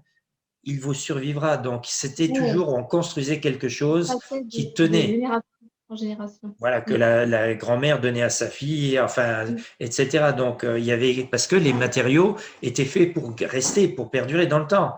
Et puis aujourd'hui, on fait des trucs, même limite, c'est calculé pour que le plastique se détériore à partir de quelques années. Il commence à se dégrader au nom de la consommation, encore une fois. Donc, de revenir sur des matériaux nobles, des constructions, aussi les meubles, ce qu'il y a à l'intérieur, dans la maison, donc les meubles qu'on utilise, est-ce qu'il me faut de la merde en plastique ou bien c'est pas mieux d'avoir du chêne, des choses en bois, des choses qui tiennent, de revenir et aussi, même si on a encore des appareils bien sûr électriques, de faire des choses qui tiennent aussi. Donc, c'est tout à fait possible, ça. Donc, de revenir vers une logique comme ça, de ne pas jeter, ou bien au nom du progrès aussi, on voit bien que, je veux dire, si on prend maintenant les smartphones et tout ça, ils changent tous les, je sais pas combien, ils changent de modèle pour pousser les gens à consommer. Mais tu peux aussi avoir une tablette ou je ne sais pas quoi qui est dans son optique parfaite. Et après, c'est seulement à l'intérieur où on va changer les softwares, comme on les appelle à l'intérieur. C'est là qu'on va peaufiner le produit. Mais d'arrêter d'être dans cette folie. Il me faut toujours le dernier, le dernier, le dernier. Donc, il y a toute une discipline qu'on doit retrouver. Une discipline, de dire, mais moi, j'ai pas besoin de changer de ça ou ça. Aussi les habits, la même chose. De faire des habits qui tiennent. Donc, quand tu vois des produits que tu as à la foire fouille pour 50 cents, mais que tu mets deux fois et après tu te retrouves avec un torchon, hein, ou bien, ah tiens, une serpillère comme Pierre dans le Père Noël est une ordure, ah tiens, une serpillère parce que tu te retrouves après deux lavements avec un t-shirt qui ressemble à une serpillère, de faire des choses de qualité, parce que tu avais aussi des personnes qui sont dans la confection, qui ont pour seul souci, leur métier, c'est de faire des habits de qualité, etc. Donc après, automatiquement, on a moins de choses qu'on va jeter. Donc, puisque, à moins vraiment que tu sois un fou furieux, mais dans Eden, normalement, on n'a plus ces personnes qui disent il faut changer tous les semaines de chemise ou de trucs comme ça. Exactement. Donc, on arrive au point 5, les énergies. Les énergies libres pour un peuple libre. Ben voilà, parce qu'encore une fois, dans Eden, quand j'explique Eden, c'est pas de complètement tourner le dos au monde moderne non plus. C'est pas de dire maintenant on va vivre dans des grottes ou dans une cabane en bois, dans une forêt, et puis sans un petit peu le monde moderne comme on le connaît. Mais c'est de dire on peut aussi prendre le meilleur de ce monde moderne, et en l'occurrence, toutes ces énergies libres, c'est-à-dire tous ces systèmes qui permettent de créer de l'énergie libre. Donc, il y en avait un qui avait tout compris. Bien sûr. Nikola Tesla, donc, qui était un des inventeurs, donc qui avait très très bien compris comment est-ce qu'on peut créer de l'énergie libre après que Tesla faisait de l'ombre à la Standard Oil des Rockefeller qui commençait à raffiner le pétrole. Il est clair que ces recherches ont dû être entre guillemets stoppé, mais ils n'ont jamais stoppé les recherches, c'est simplement qu'ils les ont pas rendus publics.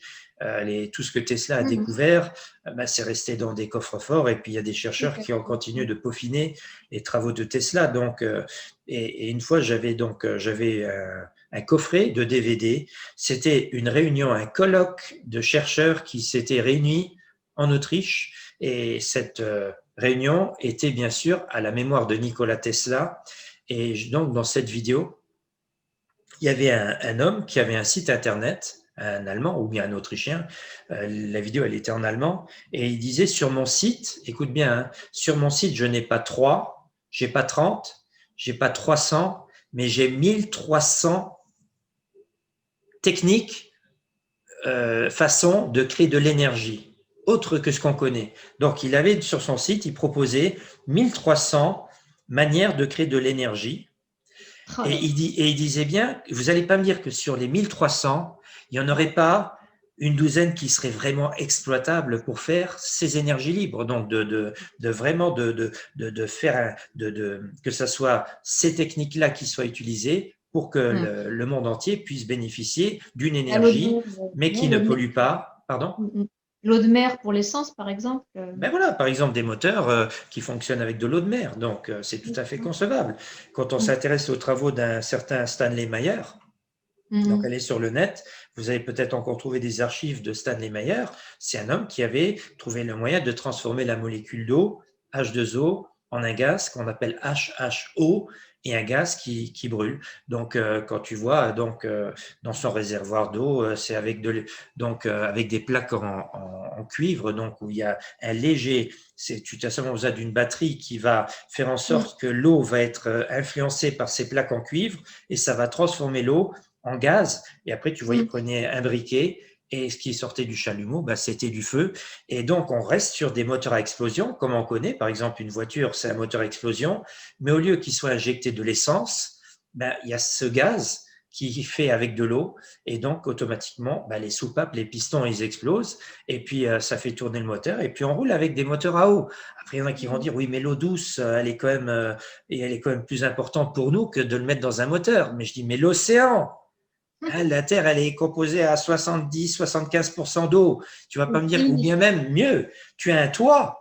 Hein, c'est-à-dire, imagine le toit de la voiture, elle est construite d'une manière telle que dès qu'il pleut, ton réservoir, il est plein d'eau. Et donc, mais tout ça, c'est un exemple, hein, pour pouvoir continuer de rouler en voiture dans un monde futuriste qui ressemble à Éden, où chacun a le droit à son véhicule. Il y a aussi des gens qui préfèrent les transports en commun, mais que si tu veux une voiture pour toi, un véhicule, tu peux avec ta famille, et tu roules avec des moteurs à eau ou bien solaires ou bien voilà. Donc parce qu'encore une fois, quand on voit la pseudo-science d'aujourd'hui qui nous propose des moteurs électriques qui seraient soi-disant écologiques, mais on rigole, on rigole. D'où vient l'électricité? De centrales nucléaires. Ah, bravo, vous êtes vraiment écologique. Donc c'est vrai que là, il y a pas Et en de plus, ils ont. ce qui sort Oui. du tuyau d'échappement, c'est peut-être moins polluant entre guillemets mais premièrement, vous êtes quand même en train d'aller chercher de l'énergie qui vient de centrales nucléaires, et deuxièmement, vous êtes en train de vous brûler les cacahuètes, hein, les testicules et les ovaires dans un four à micro-ondes. Ça, il faut le savoir, puisque Ils ont les eu. radiations de ces batteries sont tellement fortes que vous n'êtes pas assez isolé dans l'habitacle dans lequel vous êtes. Ça, c'est des chercheurs qui ont fait des constats de dire, ouh, là, il y a danger pour le corps humain d'être tout le temps dans un véhicule voilà, qui irradie des fréquences. Mais les moteurs à eau ou bien par exemple, toute la carrosserie du véhicule qui serait en capteur photovoltaïque pour capter parce que il est clair que dans les pays du Sud, on va pas pouvoir, bien si, s'il y a les océans à côté, mais je veux dire, mais c'est simplement pour adapter aussi le moteur par rapport à la région. Et donc, comme je l'ai encore une fois dit, sur 1300 brevets qui existent, donc des possibilités de créer de l'énergie libre, tu vas pas me dire qu'il n'y en a pas une douzaine qui seraient vraiment des techniques assez faciles à mettre en place pour vivre, de garder quand même un, un monde Parfait. moderne sans le polluer bêtement. Et voilà, ça c'est Non, en je ce qui voulais dire, concerne, on va dire. Pardon? je voulais dire, ils ont eu le culot en plus d'appeler la voiture électrique Tesla, la Tesla. Ça c'est Ça, vraiment, on c'est. va dire, c'est encore, comment dire, c'est honteux d'avoir donné Ouais. ce nom Tesla à cette voiture puisqu'elle est tout sauf basé sur la logique de Nikola Tesla. Donc, mais en même temps, quand tu comprends la perversité de ces personnes, ils le font exprès, voilà. Exactement. Donc, ensuite, on passe au point 6, c'est pas des moindres, hein, les thérapies préventives et non curatives. Donc, tout l'inverse de ce qui se passe aujourd'hui. Aïe, aïe, En aïe. fait, prévenir, il vaut mieux prévenir que guérir. Et c'est tout l'inverse qui se passe aujourd'hui. On ne voit pas de pub actuellement sur comment booster notre système immunitaire, sur le bon miel, voilà, sur toutes les bonnes huiles essentielles. Ça, non. Donc, voilà, Eden, c'est tout l'inverse. Encore une fois, si tu comprends, déjà les personnes qui suivent cette vidéo, s'ils comprennent déjà tout ce qu'on vient de dire dès le départ, c'est-à-dire des personnes qui œuvrent, qui font leur métier 16 heures par semaine, qui font des enfants en pleine conscience, parce qu'ils aiment les enfants, parce qu'ils veulent avoir un enfant, qui justement le fait de œuvrer que 16 heures par semaine, donc il n'y a pas une charge de travail, je dis bien de torture, où tu as la tête dans le guidon, où tu n'as même pas de temps pour toi, pour réfléchir, pour un petit peu raisonner toi-même, où tu manges bio, puisqu'on avait parlé de retourner vers le bio, où tu as des énergies libres, voire même des énergies autour de toi parce qu'après, derrière le côté bio, le côté énergie libre, il faut comprendre aussi que les bâtiments sont construits d'une manière telle à ce que les gens soient le moins bombardés par les ondes électromagnétiques. Donc, de comprendre que l'isolation des maisons est faite d'une manière telle qu'il n'y ait pas ces rayonnements électromagnétiques trop forts qui stressent aussi le corps, ce qui peut entraîner de formes de maladies. Donc, l'éducation, qui est une éducation où l'enfant ne connaît pas, comment dire, l'échec. D'accord, puisqu'il n'y a plus vraiment la possibilité de tomber en échec, puisque c'est l'enfant qui se dirige lui-même et ce jeune adulte qui va faire un choix. Donc, il y a déjà toute une flopée de maladies qui, théoriquement, ne devraient pas apparaître. D'accord, déjà là, on a fait un sacré travail de prévention. Après, une fois que tu comprends aussi, je dis, parce que dans Eden, bien sûr, il peut y avoir des thérapeutes, mais ce sont des personnes, parce que là, je le dis bien, à un moment donné, le thérapeute, il doit aussi avoir un certain âge.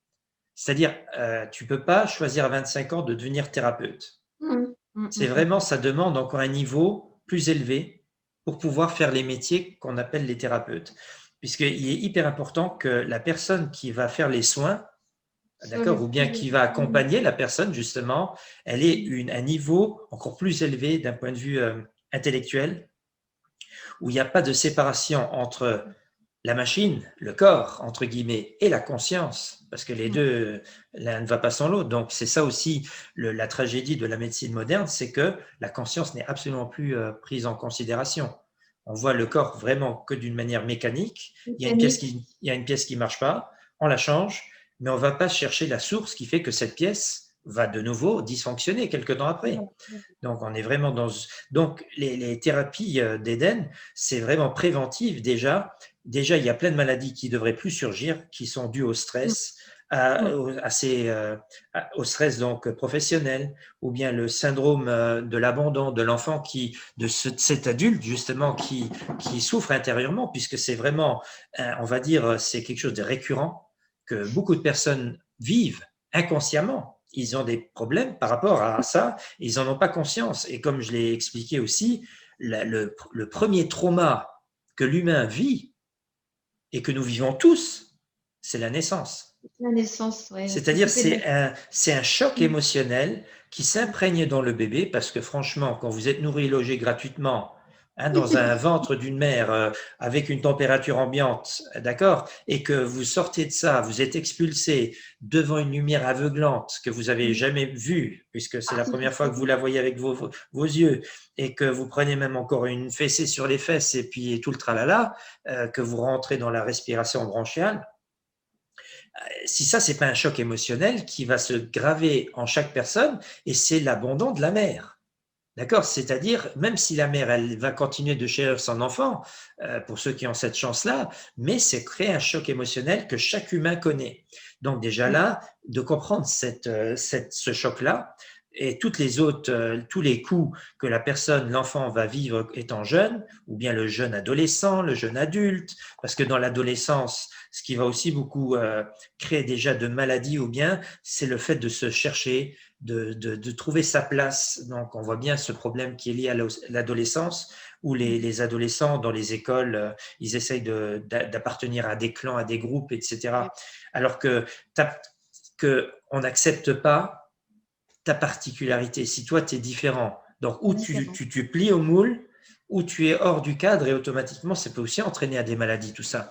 Donc, il y a vraiment toute la dimension psychologique. C'est pour ça que pour moi, les thérapeutes Eden, ce sont plus des psys, mais des psys qui sont aussi spirituels, qui ont vraiment compris toute la dimension spirituelle de c'est quoi venir au monde, c'est quoi toutes ces casseroles qu'on mémorise d'une manière inconsciente, c'est-à-dire dans notre subconscient, qui vont faire des maladies chroniques, etc. Donc, mais déjà, si on comprend la base, la première partie que je viens d'évoquer, il y a beaucoup de choses qui vont être évitées.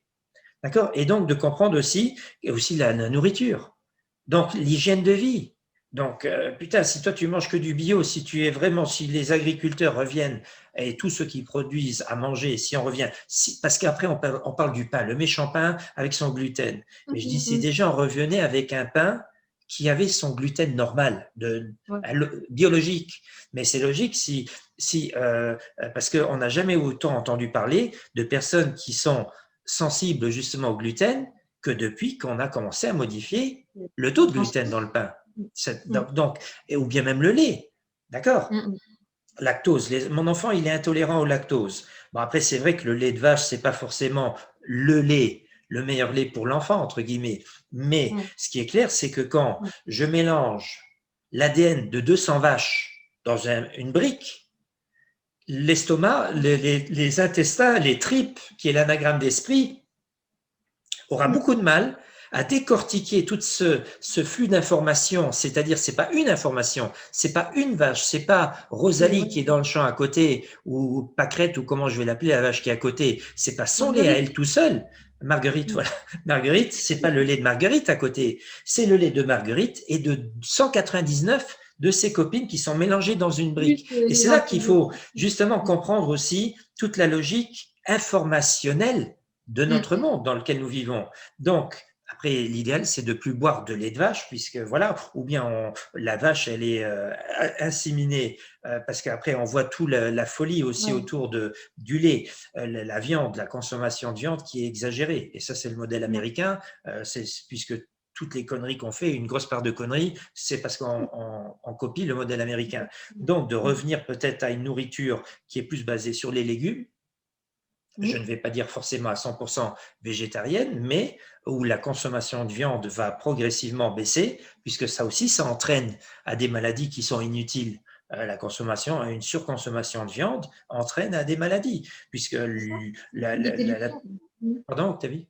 Ça rend le corps acide, beaucoup plus acide. Voilà, par exemple. Donc, de comprendre ça aussi. Après, bien sûr, tous les saloperies chimiques dans la bouffe, on oublie tout ça, puisque tout ça, ça va être des choses qui rendent le corps malade. Donc, on comprend à un moment donné que si on assainit déjà cette partie-là, on était dans la biologie, là, on était dans le côté écologique, entre guillemets, et aussi le côté énergétique. Et aussi, bon, c'est quoi aussi soigner? C'est quoi? Parce que prévenir, c'est mieux que guérir. Donc, c'est aussi, justement, ces questions de fréquence, de revenir à des ordinateurs qui sont branchés à des câbles au lieu de marcher par la Wi-Fi. D'accord? Donc, c'est une question après d'organisation. Imagine, tu as la maison qui est déjà… Bon, ce sont des maisons qui sont préfabriquées, qui sont créées par des ingénieurs où toute la logistique, elle est déjà dans la maison. Mais ce sont des câbles que tu tires, que tu branches et automatiquement, tu es connecté, mais tu es protégé. Tu n'es plus dans un monde tu baignes pas dans ce jus de fréquence qui impacte le corps. Tu vois, tu vas dans n'importe quelle pièce, tu as des câbles que tu peux tirer, qui sont enfoncés dans le mur, et puis automatiquement, tu peux le brancher, et puis tu es connecté. Tu n'as pas besoin de la Wi-Fi.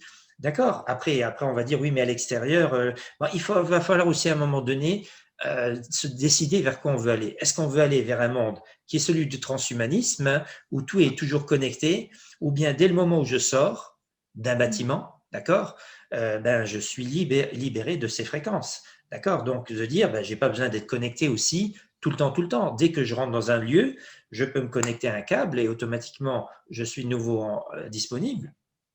À un moment donné, il faut savoir ce qu'on veut. D'accord, voire même s'habiller d'habits qui nous protègent des fréquences. Donc, c'est simplement, je parle que de prévention là. Donc, déjà, une fois que tu as fait tout le travail de prévention au niveau de ce qu'on mange, des fréquences autour de nous, de l'hygiène de vie par rapport aussi la façon dont les parents élèvent leurs enfants pour leur éviter justement des traumas qu'ils vont devoir régler peut-être à l'âge adulte. Donc, si tout ça, c'est pas là, le monde du travail, hein, des métiers, corps de métier. Je fais un métier qui m'est agréable à faire. C'est moi qui l'ai choisi en pleine conscience. J'adore y aller. Ça me fait même chier d'avoir que 16 heures à donner parce que je ferais bien 4 heures de plus ou 8 heures de plus. Donc, les gens ne tombent pratiquement plus malades. Et les thérapeutes, ils sont encore juste là pour accompagner si une personne, elle a vraiment un point sur lequel elle doit œuvrer sur elle, etc. Donc, on est tout à fait dans un autre rayon là. On n'a plus rien à voir avec cette médecine pervertie, mercantile qu'on connaît aujourd'hui, avec des pseudo-médecins, des personnes qui pensent être des génies, alors qu'en réalité, ce sont des personnes qui ont été éduquées, voilà, qui doivent suivre les ordres. Ce sont des mécaniciens, ils remplacent des pièces. Après, je dis pas que pour moi, la seule partie, entre guillemets, noble de la médecine, c'est tout ce qui touche aux urgences. D'accord ? Tu te casses une jambe, que là, bien sûr que tu es une intervention de personnes qui savent exactement qu'est-ce qu'il faut faire au moment où tu te blesses ou bien des choses comme ça. Mais toute la partie des maladies qui apparaissent où on croit que que ça vient de je ne sais où, non, il y a une logique, il y a plein de choses qu'il faut comprendre. Donc, si tu crées une collectivité qui ressemble à Eden, en amont, tu as déjà tellement retiré des points noirs, entre guillemets, qui pourraient entraîner à ce que les gens tombent malades, qu'après, les thérapeutes, c'est vraiment des personnes qui peuvent apporter un accompagnement pour que les quelques personnes qui auraient encore un problème, ils puissent avoir un soutien, un tuteur, quelqu'un qui les guide pour se débarrasser de 3 fois rien, entre guillemets.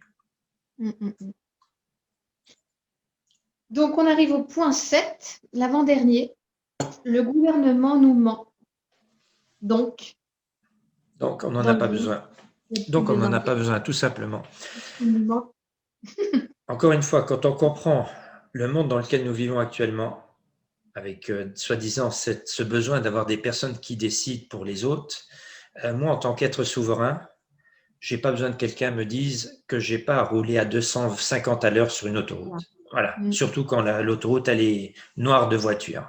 Donc, encore une fois, après, il y en a qui vont dire, oui, mais au jour d'aujourd'hui, si on était dans Eden, c'est pour ça que je le dis aussi que si j'étais Thanos avec le gant, hein, le fameux gant de Thanos avec les pierres d'infinité, et je pourrais faire comme ça, et qu'on pourrait se délocaliser, c'est-à-dire que toute l'humanité, comme elle est dans sa conscience actuelle, on pourrait être dans Eden une semaine et ça se casse la gueule.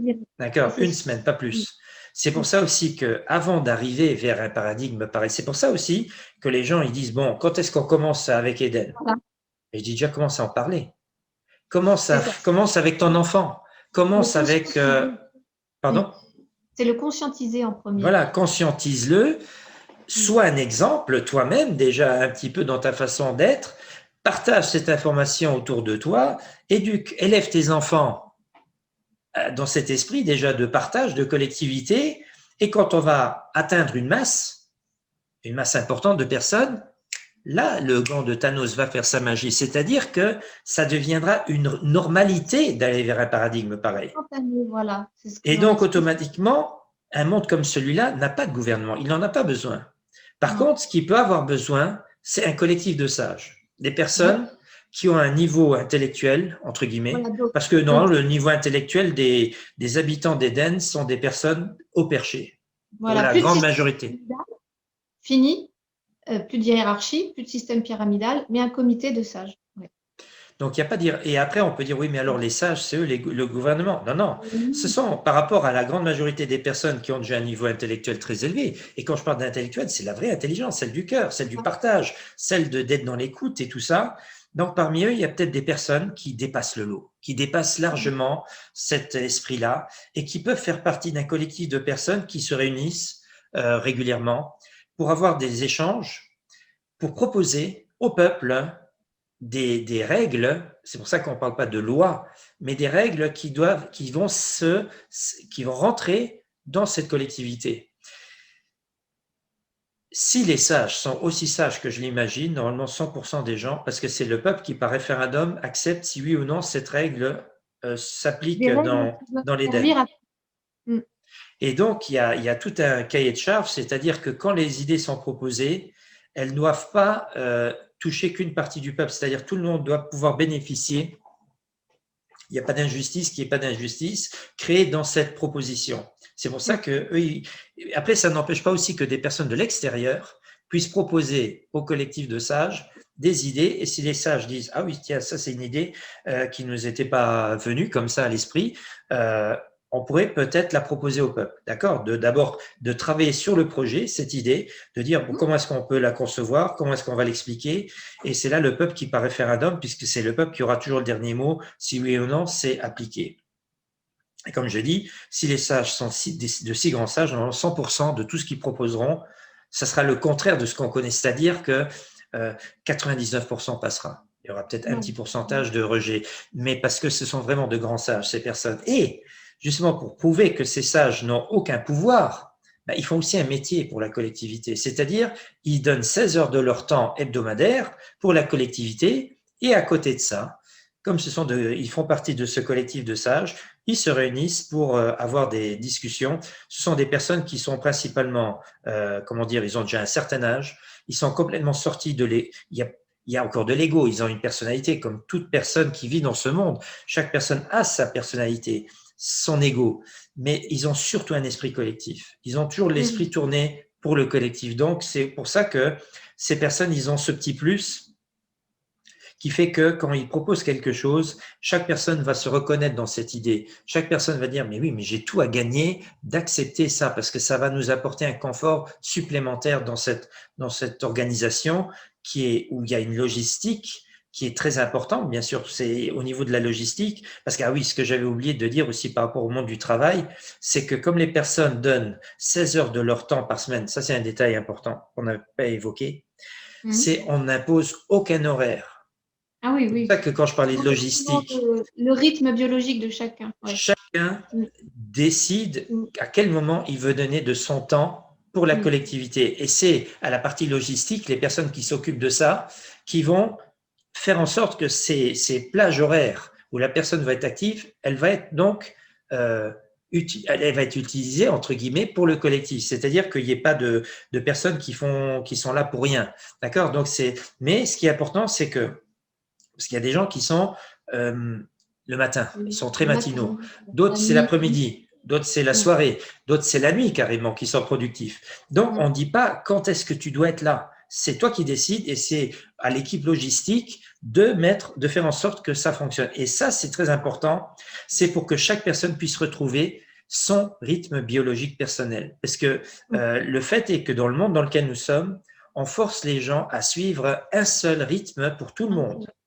Et c'est ça qui fait aussi que les gens tombent malades. Là, encore une fois, parce que si maintenant, toi, tu es quelqu'un qui aimerait bien dormir le matin jusqu'à 10 heures tous les jours, et qu'on te force à te lever déjà à 6 heures, toi, c'est pas ton moment. Moi, je connais ma période, moi, où je suis le plus productif, c'est l'après-midi, à partir de, attends, il est quelle heure là? Il est 18 heures. Voilà, maintenant, il est 18 heures ici actuellement, et moi, je me réveille à 18 heures. Enfin, déjà avant, entre guillemets, mais ça va être jusqu'à minuit, 1 heure, maximum. Et là, je commence à fatiguer. Mais il y en a qui sont le matin. Ils ne peuvent pas rester au lit.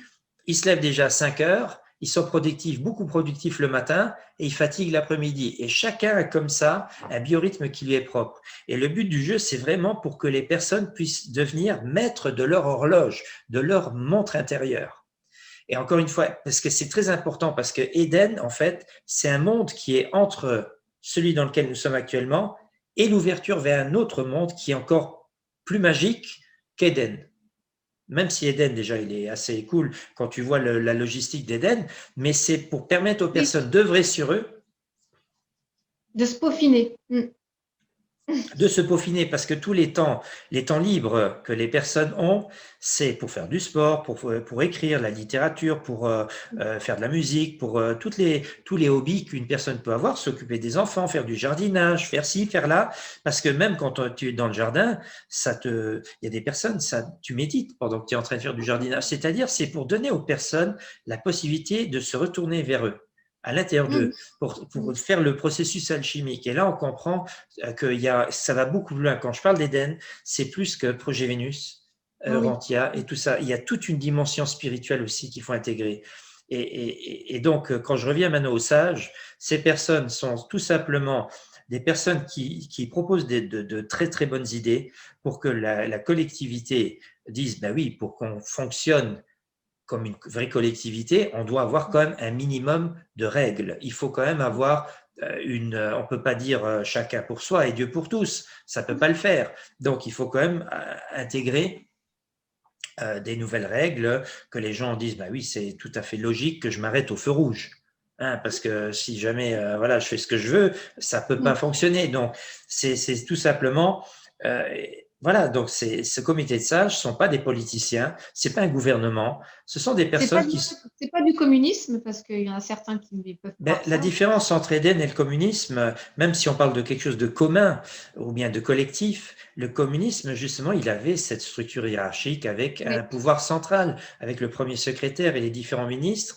Et il y avait quand même une oui, différence entre leur vie à eux et celle du voilà, peuple. il y avait Eux, une ils vivaient quand même hiérarchie. dans des Mm. bâtiments beaucoup plus chics, dans des quartiers plus chics de Moscou ou bien de n'importe quel. Il y avait quand même Mm. alors que les sages dans Éden, ils ont pas, si c'est 50 mètres carrés par adulte, ils en ont pas 70, tu vois. Donc, Pas de privilège, pas de privilège. ils ont rien de plus que les autres. C'est simplement que s'ils ont quelque chose de plus, c'est là-dedans. Et Ouais, ce qui est là-dedans, ou bien dans le cœur, c'est au pour la service. collectivité. Et c'est pour ça que leur fonction, elle est hyper importante. Après, ça n'empêche pas que ce collectif, il s'agrandisse par rapport, comme je disais, il y a quelqu'un de l'extérieur, imagine, il a une très très bonne idée, mais c'est quelqu'un qui vient tous les semaines avec une hyper bonne idée. À un moment donné, les sages, ils devraient dire, et celui-là, il ferait bien de rentrer avec nous, là, parce que c'est un gars qui a déjà Mm. dépassé, parce que c'est encore une fois, après, il ne faut pas les voir comme étant des gens, comment dire, c'est Non, nous. non, D'accord. C'est une partie de nous. On ne les voit plus comme des gens qui décident pour nous parce qu'en fait, ils décident de rien. Eux, ils bien viennent sûr. simplement, ils canalisent. Eux, ils canalisent la beauté du monde collectif, ils canalisent des idées qui sont pour le collectif et il n'y a rien de hiérarchique dans leur façon de Mais dans fonctionner. Eden, normalement, on a bien compris aussi ce qu'est l'effet miroir, hein. Donc, voilà, ça, c'est. En fait, c'est comme si maintenant, parce que c'est l'humain avec son ego qui a tendance à hiérarchiser les choses. Quand tu Mm, prends une mm. ruche, pourquoi est-ce qu'on appelle cette abeille qui se trouve au milieu la reine? C'est l'humain Mm, qui lui a donné le nom de la reine, mm. une reine, comme Exact. si elle était plus que les autres. Elle n'est pas plus, c'est celle qui va féconder, c'est celle qui va faire la portée pour la ruche, entre guillemets, c'est celle Mhm. qui crée les nouvelles abeilles et tout ça. Mais c'est encore une fois, il n'y a que l'humain qui vient avec cette idée d'hierarchie, qu'elle est plus Oui, importante. Parce c'est que fait de c'est manière comme naturelle. c'est Mm. comme la blague des organes qui s'engueulent à quel est l'organe le plus important. Et le cœur, il dit, oui, ben moi, je suis le plus important parce que sans moi, ça marcherait plus. Le cerveau, il dit, non, non, c'est moi le plus important parce que c'est moi qui réfléchis. Après, il y a, enfin, tous les organes qui font les poumons, non, c'est moi qui. Et après, il y a le trou du cul qui dit à la fin, écoutez, les gars, vous pouvez être aussi important que vous voulez, mais si moi je me bouche là derrière, il n'y a aucun qui Oui. marche là-haut. Donc, c'est là aussi de comprendre que dans Eden, il n'y a pas de un plus important que l'autre. Tout le monde est important. Le Mm. paysagiste qui embellit la ville, l'agriculteur, celui qui est dans la logistique, il est important parce que c'est celui qui organise. Après, tu as les ingénieurs, ceux qui font les constructions, qui les améliorent, qui les améliorent, qui les améliorent. D'accord. Donc, il n'y a personne qui est plus important. Tout le monde est important. Et il n'y a Mm. personne qui se sent aussi, puisqu'on ne donne plus de valeur réelle que tel métier, ou bien les thérapeutes. Parce qu'aujourd'hui, on aurait tendance à dire, bah oui, le thérapeute, le Bah, médecin, c'est des le, frics. c'est par rapport au fric, hein. Tu es important parce Au que tu as fric, du fric aujourd'hui. Donc, alors, tu es ouais. quelqu'un d'important. Ben oui, c'est normal si je peux acheter mes diplômes, que tout d'un coup, je peux me la jouer comme si j'étais un génie. Mais quand tu vas après au fond de la personne et tu discutes avec elle, tu te retrouves devant un trou noir, devant une personne où il n'y a aucune connaissance. Et voilà. Donc, Mm. voilà. Mm, mm, mm. Et puis, pour conclure, hein, la logistique, logique, équilibrée, tu viens de le Alors, dire. je l'avais déjà abordé, que tout ça, c'est une question après de logistique. Et il est clair que la logique, il y a une certaine logique dans la nature de faire en sorte, c'est comme comment on dit, une question d'équilibre en toute chose, tu vois. Après, c'est complexe sans l'être réellement. Quand tu restes dans une certaine logique, tu ne peux Mm, pas retirer un endroit mm, trop, parce qu'après, il y a un manque. Donc, il faut après trouver le bon équilibre dans toute chose.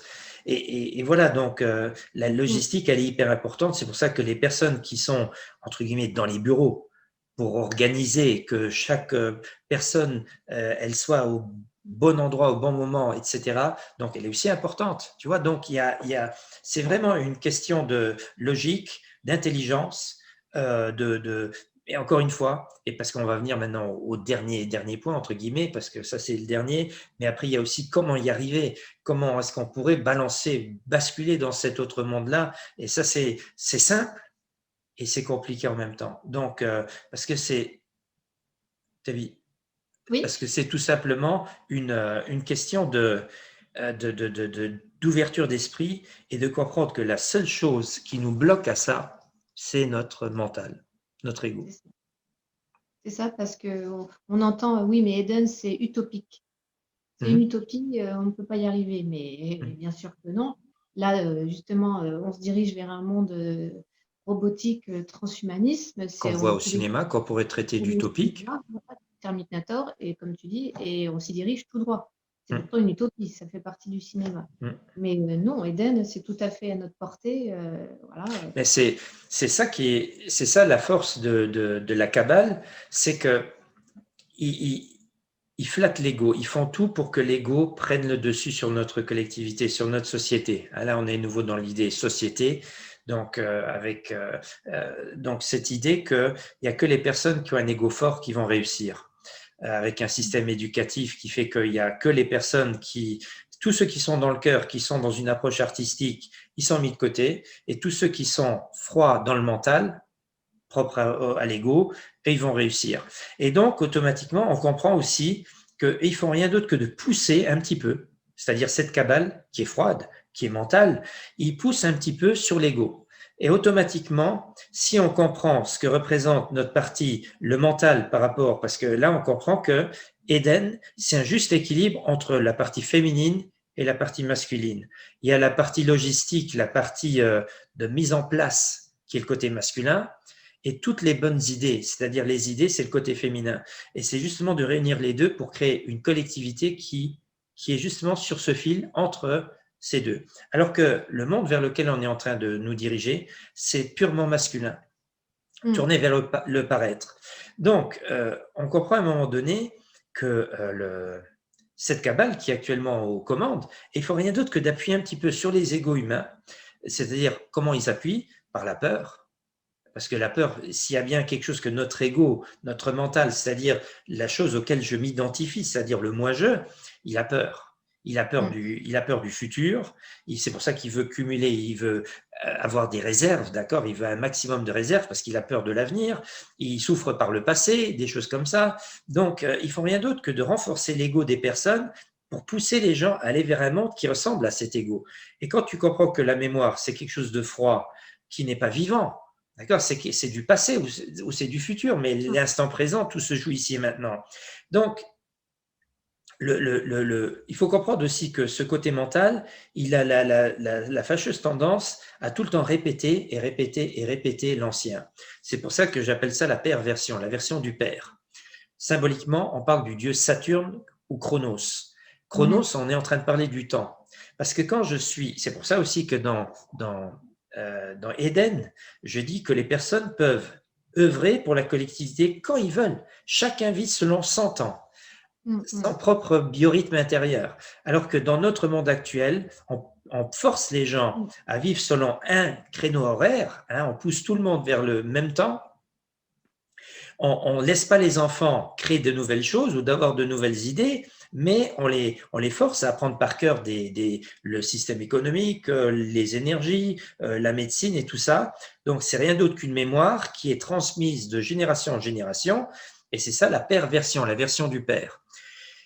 Et quand on regarde cette partie mentale, quel est le résultat vers lequel on est en train de pousser? C'est le transhumanisme, c'est-à-dire un monde robotique qui est uniquement dirigé par des machines, ou de plus en plus. Les humains seraient soi-disant améliorés par des chips, des prothèses et tout le tralala. On a seulement besoin de regarder les films de science-fiction qu'on nous propose pour voir ce monde vers lequel cette cabale veut nous diriger. Et pourquoi ça fonctionne si bien? C'est parce qu'il joue actuellement sur les points faibles de l'ego, c'est-à-dire la paresse et la peur. La paresse, ouais. Pourquoi devrais-je faire quelque chose si la machine peut le faire à ma place? Pourquoi devrais-je… Ça, c'est la paresse, le côté paresseux. Pourquoi devrais-je faire… parce que je vais vous donner encore un exemple. Dans Eden, bien sûr, il y a toujours des restaurants, pourquoi pas, ou bien plutôt des cantines. Je verrais plutôt des cantines collectives où les personnes qui sont derrière dans les cuisines, ce sont pas maintenant c'est pas des restaurateurs comme on connaît aujourd'hui, des patrons qui ont un restaurant, mais ce sont des cuisiniers passionnés par la cuisine qui donnent ça de leur temps pour faire des plats succulents aux invités, aux personnes qui rentrent à l'intérieur. La seule chose qu'il y a, il n'y a plus de serveurs. Il n'y a plus de personnes qui viennent à table pour faire le service. C'est toi-même qui vas auprès du guichet, tu vas demander le plat que tu aimerais bien et tu vas le chercher. Donc, ça, c'est la différence. Donc, mais les personnes qui sont de l'autre côté adorent faire à manger. Et c'est là aussi où tu comprends que ça n'empêche pas que tu puisses aussi aller sur les marchés, chercher ta nourriture et te faire à manger si toi, tu sais que tu es capable. Mais il y a des gens qui sont gauche, qui ne savent pas bien faire à manger. Et pourquoi est-ce qu'ils ne pourraient pas bénéficier de personnes qui savent mieux faire à manger? Parce que leur spécialité, c'est faire à manger. C'est aussi une discipline à part entière. C'est de l'alchimie pure, la nourriture, l'art culinaire. Et surtout si on rentre dans quelque chose qui est nouveau, biologique, où on va vraiment utiliser le meilleur de tout ce qu'on peut faire d'un point de vue donc de nourriture, mais avec des produits du terroir, des choses qui sont vraiment de bonne qualité. Pourquoi je te parle de ça? C'est parce que, encore une fois, quand j'ai expliqué la paresse de l'homme, c'est d'aller chez McDonald's, dans des fast-food, des néfast food, pour bouffer de la merde, parce que c'est la paresse qui fait que j'ai pas le temps, j'ai pas l'argent, j'ai pas envie de me faire à manger, je vais bouffer une merde dans un truc merdique. Et là, on comprend automatiquement aussi que c'est le monde dans lequel on est en train de se diriger. La cabale, ils y vont, à mon avis, ils ne sont pas allés une seule fois dans un fast-food. Là, je serais prêt à parier. Tout comme Bill Gates ou Steve Jobs interdit leurs enfants d'utiliser 24 heures sur 24 des tablettes parce que ça brûle la rétine de l'œil et tout ça, autant je peux m'imaginer qu'eux, ils ont des cantines, ils ont des personnes qui leur font des plats avec des produits de qualité, mais eux, jamais ou grand jamais. Donc, encore une fois, la paresse de l'ego. Je suis paresseux, donc je vais vers la facilité. La peur de manquer, puisque je crée une société où si tu fais pas ce qu'on te demande, tu vas manquer de tout. Donc, et on comprend aussi que ça nous dirige automatiquement vers un monde automatique, de plus en plus automatisé. Au début, quand je parlais d'Éden, j'avais aussi parlé d'une partie automatique de robots qui nous aidaient dans nos tâches, mais ça, c'était en 2014. Quand je parlais au commencement d'Éden. Aujourd'hui, je ne dis pas que dans Éden, qui est aussi un monde moderne, on ne fait pas appel à quelques machines pour nous aider dans certaines occupations, mais j'aurais tendance à retirer de plus en plus la partie robotique parce qu'on n'en a pas besoin. On n'en a pas besoin. C'est une illusion, encore une fois, de croire. D'accord? Donc, de comprendre que donc, quand quelqu'un me dit Éden, c'est de l'utopie. Mais je dis, ben non, écoute, Terminator, c'est de l'utopie, pourtant on se dirige vers Terminator. Et pourquoi il faut réactiver toute notre partie féminine, toute notre partie imaginative, créatrice. C'est là où on accédera à Eden. Et alors je me dis, mais pourquoi est-ce qu'on va vers Terminator et on a tellement de mal d'aller vers un Eden? Ah, parce que sur Terminator, on va utiliser la paresse et la peur de l'homme pour y aller, alors que du côté Eden, ça demande simplement à œuvrer sur son ego. Et de sortir justement de la peur et de la paresse, et de dire, mais là, on a un vrai paradis. Là, on va vraiment dans un monde où l'humain reprend sa place d'être souverain avec tout le côté magnifique d'une vie humaine, de vivre une vraie vie humaine, mais simplement, ça demande de dire, est-ce que je dois posséder les choses? Parce Voilà, que ouais, si ouais. je me dépossède moi, quelque part, mais ceux qui sont tout en haut de la pyramide, comment est-ce que tu veux qu'ils aient encore une prise sur nous? C'est ça. D'accord? Et le pire, c'est que maintenant, avec la technologie moderne, ils sont en train de créer un monde où tu n'es plus propriétaire, où tu es dépossédé de tout. Et en plus, pour pouvoir continuer de vivre, parce que c'est eux qui contrôlent le manger et tout le tralala, toi, tu es forcé à accepter des choses qui sont inacceptables. En plus, ils donnent l'illusion que les choses nous appartiennent, mais en fait, on n'a rien. Rien n'est vraiment à nous, même quand les personnes achètent un terrain Déjà, ou… à cause du code justinien, de la fraude au nom, et tout ça fait que, de toute manière, même si tu as un acte notarié, que tu viens d'acheter un bâtiment et tout le tralala, c'est que de l'illusion, puisque toi, tu appartiens à des sociétés aujourd'hui, d'accord? Puisque même le pays est une société et tout le tralala. Donc, et toi, avec ton nom de famille, en majuscule, tu es une société. Tu es une société qui appartient à une autre société, etc. Donc, de comprendre tout ça. Déjà Ouais. aussi de se libérer de cette illusion-là. Donc, vraiment, Éden, il est là. Il est juste Voilà. devant nos yeux.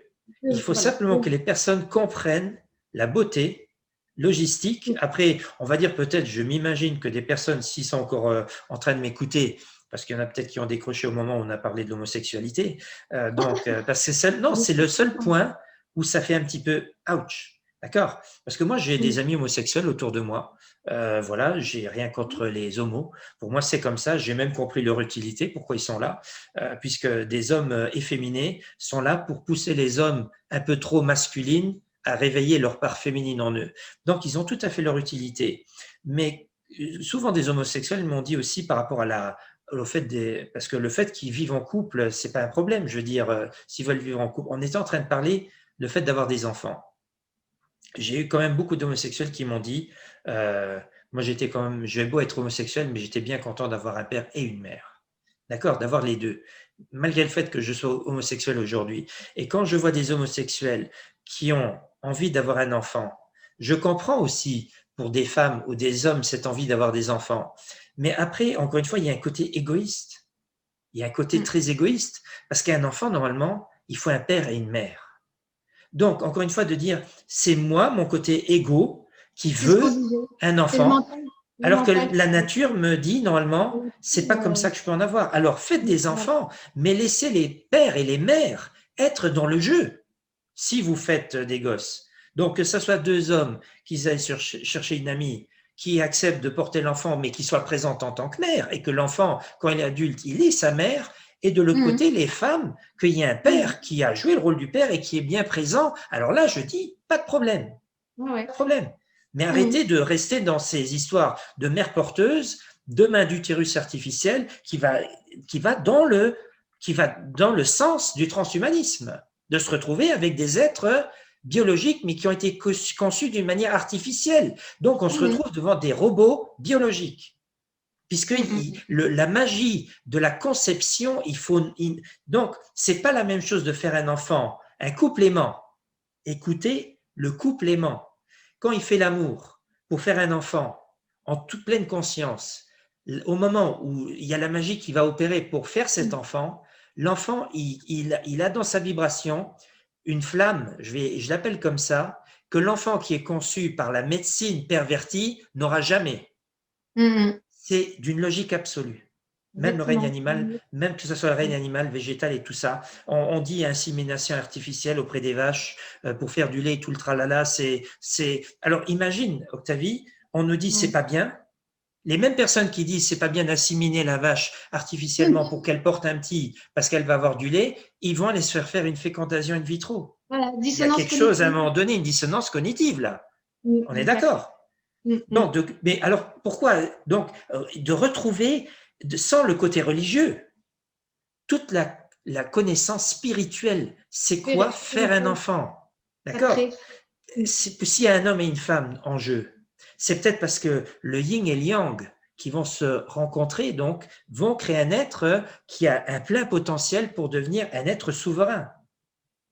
Mais pour un monde de perversion dans lequel on veut nous pousser, c'est-à-dire vers ce transhumanisme, il n'y a plus du tout cette notion d'équilibre absolu entre le féminin et le masculin. Là, on est en train de casser tout D'accord, il selon faut tous comprendre les tout codes. ce… D'accord, s'il y a vraiment quelque chose d'hyper important à saisir, j'aime pas me faire traiter de raciste, mais autant j'aime pas me faire traiter d'homophobe, parce que je ne suis ni raciste ni homophobe.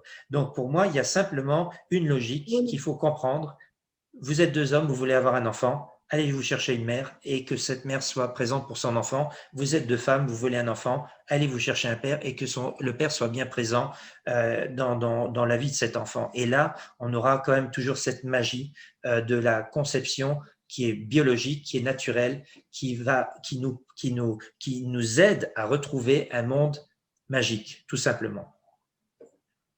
C'est ça. Donc voilà, Eden, c'est vraiment à la portée de tout le monde, hein, comme tu dis. Il faut vraiment œuvrer sur cet ego possessif. Et de Bien l'avoir tout le comprendre. temps à l'œil.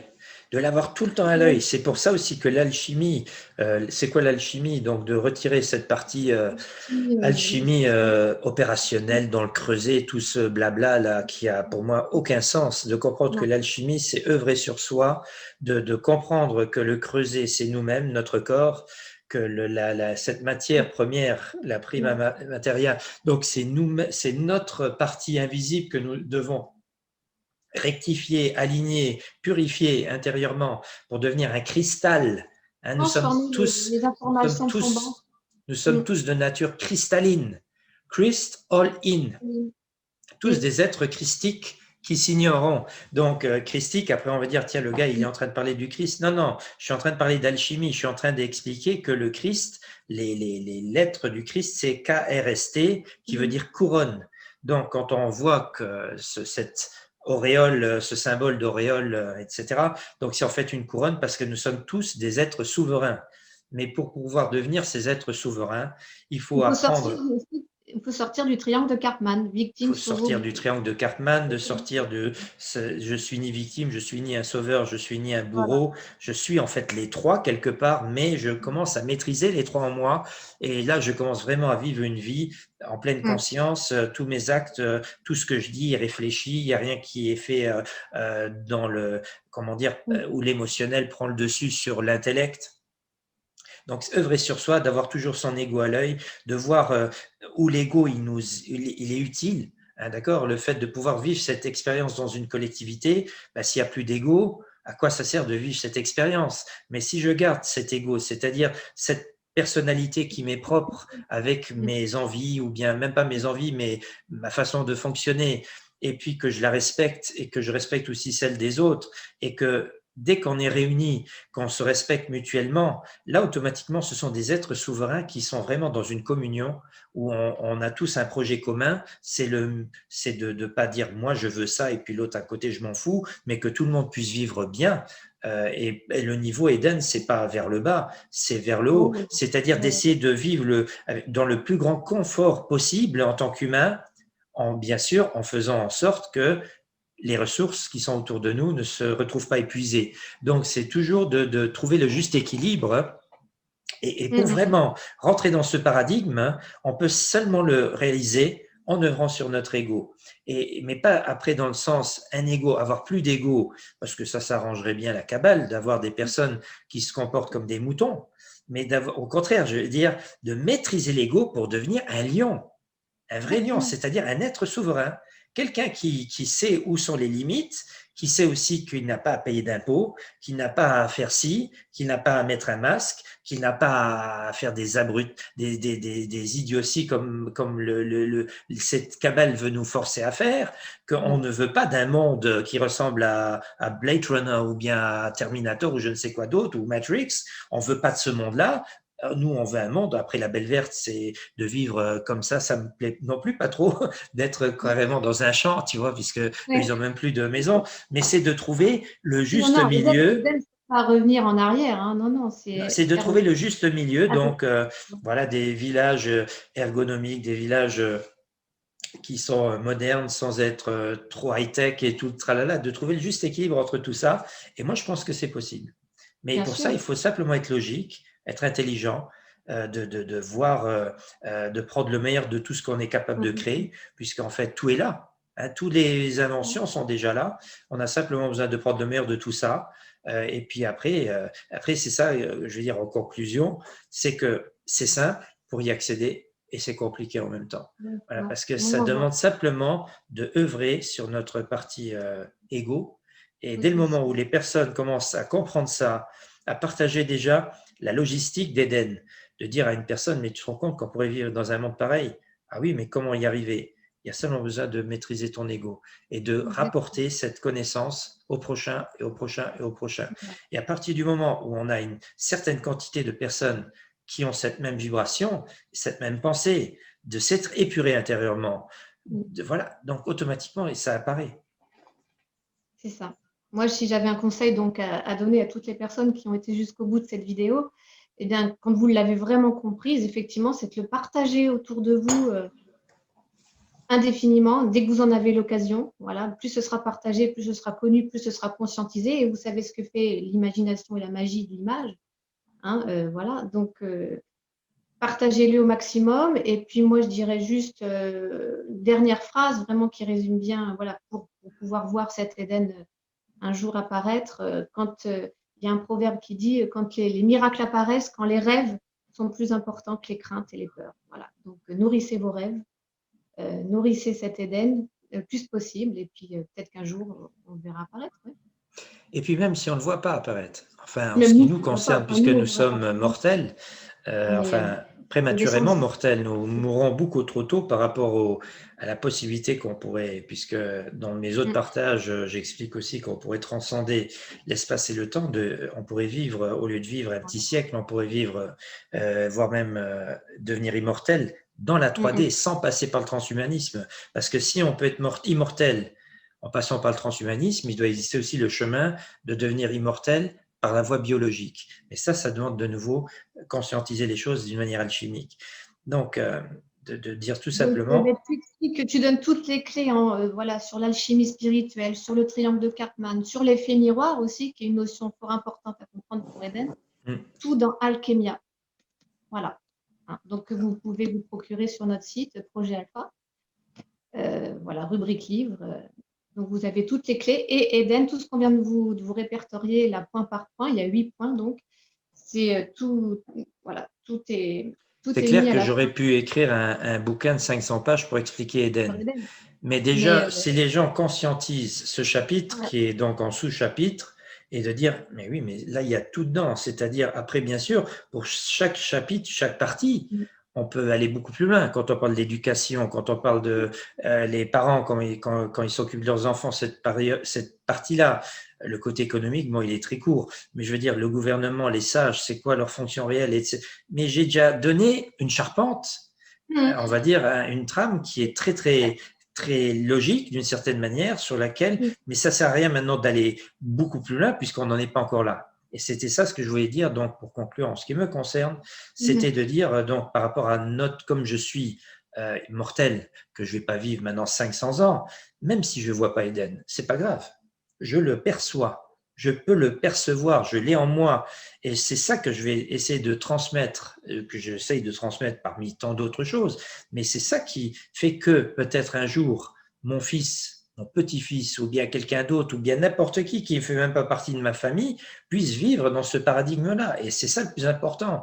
Même le bonheur n'est pas au bout du chemin, c'est sur le chemin. C'est déjà de se dire, ce potentiel, il est là, il est réalisable, il est 1000 fois Je plus pense que intéressant il que celui. résonne déjà dans beaucoup de monde. Pardon? Ça résonne déjà dans beaucoup de monde, Eden. Et voilà, C'est sûr. donc il est quand même 1000 fois plus intéressant que cette cochonnerie que la Kabbale est en train de nous préparer. Donc à partir de là, de dire et d'expliquer aux gens, mais tu te rends compte qu'on pourrait complètement tourner le dos au système, complètement lui tourner le dos, hein, de ne plus porter de l'attention, et en parallèle, de commencer déjà à créer. C'est comme, comment dire, la résistance. Donc au lieu de résister, d'aller dans les rues, au lieu d'aller dans les rues maintenant et puis se battre contre des gens qui font rien d'autre que de faire leur métier, voilà, donc des forces de l'ordre et tout ça, mais de ne plus calculer avec ce système. Le confinement qu'on nous fait subir actuellement, je l'avais exposé en 2018. J'avais expliqué, vous voulez changer de monde, arrêtez de consommer, tout simplement. Même dans la Belle Verte, ils disent comment est-ce qu'on a fait pour s'en tirer de ce monde, on a arrêté de consommer. Mais quand j'expliquais ça, c'était pas pour arrêter de vivre, c'était simplement de faire des provisions au printemps, de ne plus rien consommer, plus d'électricité, plus d'essence, plus de supermarché, plus d'assurance, plus de banque. Donc, d'avoir des provisions pour survivre pendant 1 mois, 2 mois, et de regarder le monde s'écrouler autour de nous. Et après, au lieu de vivre, de créer un monde à la Mad Max ou de recréer un système capitaliste, puisque le système boursier se serait effondré, et donc les riches, ceux qui contrôlent le monde, parce que comment est-ce qu'ils peuvent encore le contrôler? Mais c'est parce qu'ils payent les forces de l'ordre. Si demain, les forces de l'ordre, ils n'ont plus rien, comment tu veux que les riches, parce que c'est comme ça que ça fonctionne, toujours avec le fric. Donc, il faut, mais c'est pour ça que comme les gens, ils ne sont pas encore prêts à comprendre parfois ce que je dis, de dire, mais on aurait vu le monde s'écrouler. Tu restais avec ton cul au lit, tu avais 2 mois de provisions à la maison, tu regardais la bourse s'effondrer après quelques semaines, les riches, parce que si celui qui a, ok, toi, tu auras aussi perdu ce que tu avais comme économie, mais le riche, toi, tu aurais perdu 50 000, mais le riche, il perd 50 milliards. Parce que tout s'effondre. Et après, ils n'ont plus de pouvoir. Ils ne peuvent plus dire à des forces de l'ordre, allez frapper l'autre en face. Parce qu'on l'aura. Et après, donc, ou bien on est dans un monde à la Mad Max, hein, le monde avec les gourdins, on se tape dessus avec des gourdins, ou bien on crée un Éden. Mais pour ça, il faut. Mais c'est prématuré parce que Éden, ça peut seulement voir le jour si les personnes ont compris toute la dimension psychologique, spirituelle qui est derrière. Et ça, il y a beaucoup de personnes qui viennent d'une manière récurrente. Quand est-ce qu'on commence Éden? Je dis, mais commence là maintenant, parle-en. Et puis, éventuellement, fais ton éco-village. Essaye de vivre déjà dans cet éco-village selon les principes d'Éden. Mais œuvre sur toi, œuvre sur toi, œuvre sur toi. C'est la clé absolue. Parce que si les gens n'œuvrent pas sur eux, les groupes hippies, les collectivités hippies, ou bien encore aujourd'hui, déjà, quand tu as des éco-villages qui se mettent en place, si les gens n'ont pas sérieusement œuvré sur eux, après quelques mois, ça s'écroule. Et donc, c'est pour ça qu'on ne pourra jamais basculer vers un autre paradigme qui est pour nous, c'est-à-dire vraiment qui est bénéfique pour nous. Je veux dire, on peut pas, comment dire, changer de monde si on ne se change pas intérieurement, en profondeur et sérieusement. Donc, on peut que recréer quelque chose qui est propre à notre fonctionnement intérieur, notre façon de raisonner. Donc, il faut absolument qu'on se modifie à l'intérieur. Et cette modification fait qu'automatiquement, il y a un autre monde qui peut se créer, un autre paradigme. Exactement. Voilà, en ce qui me concerne.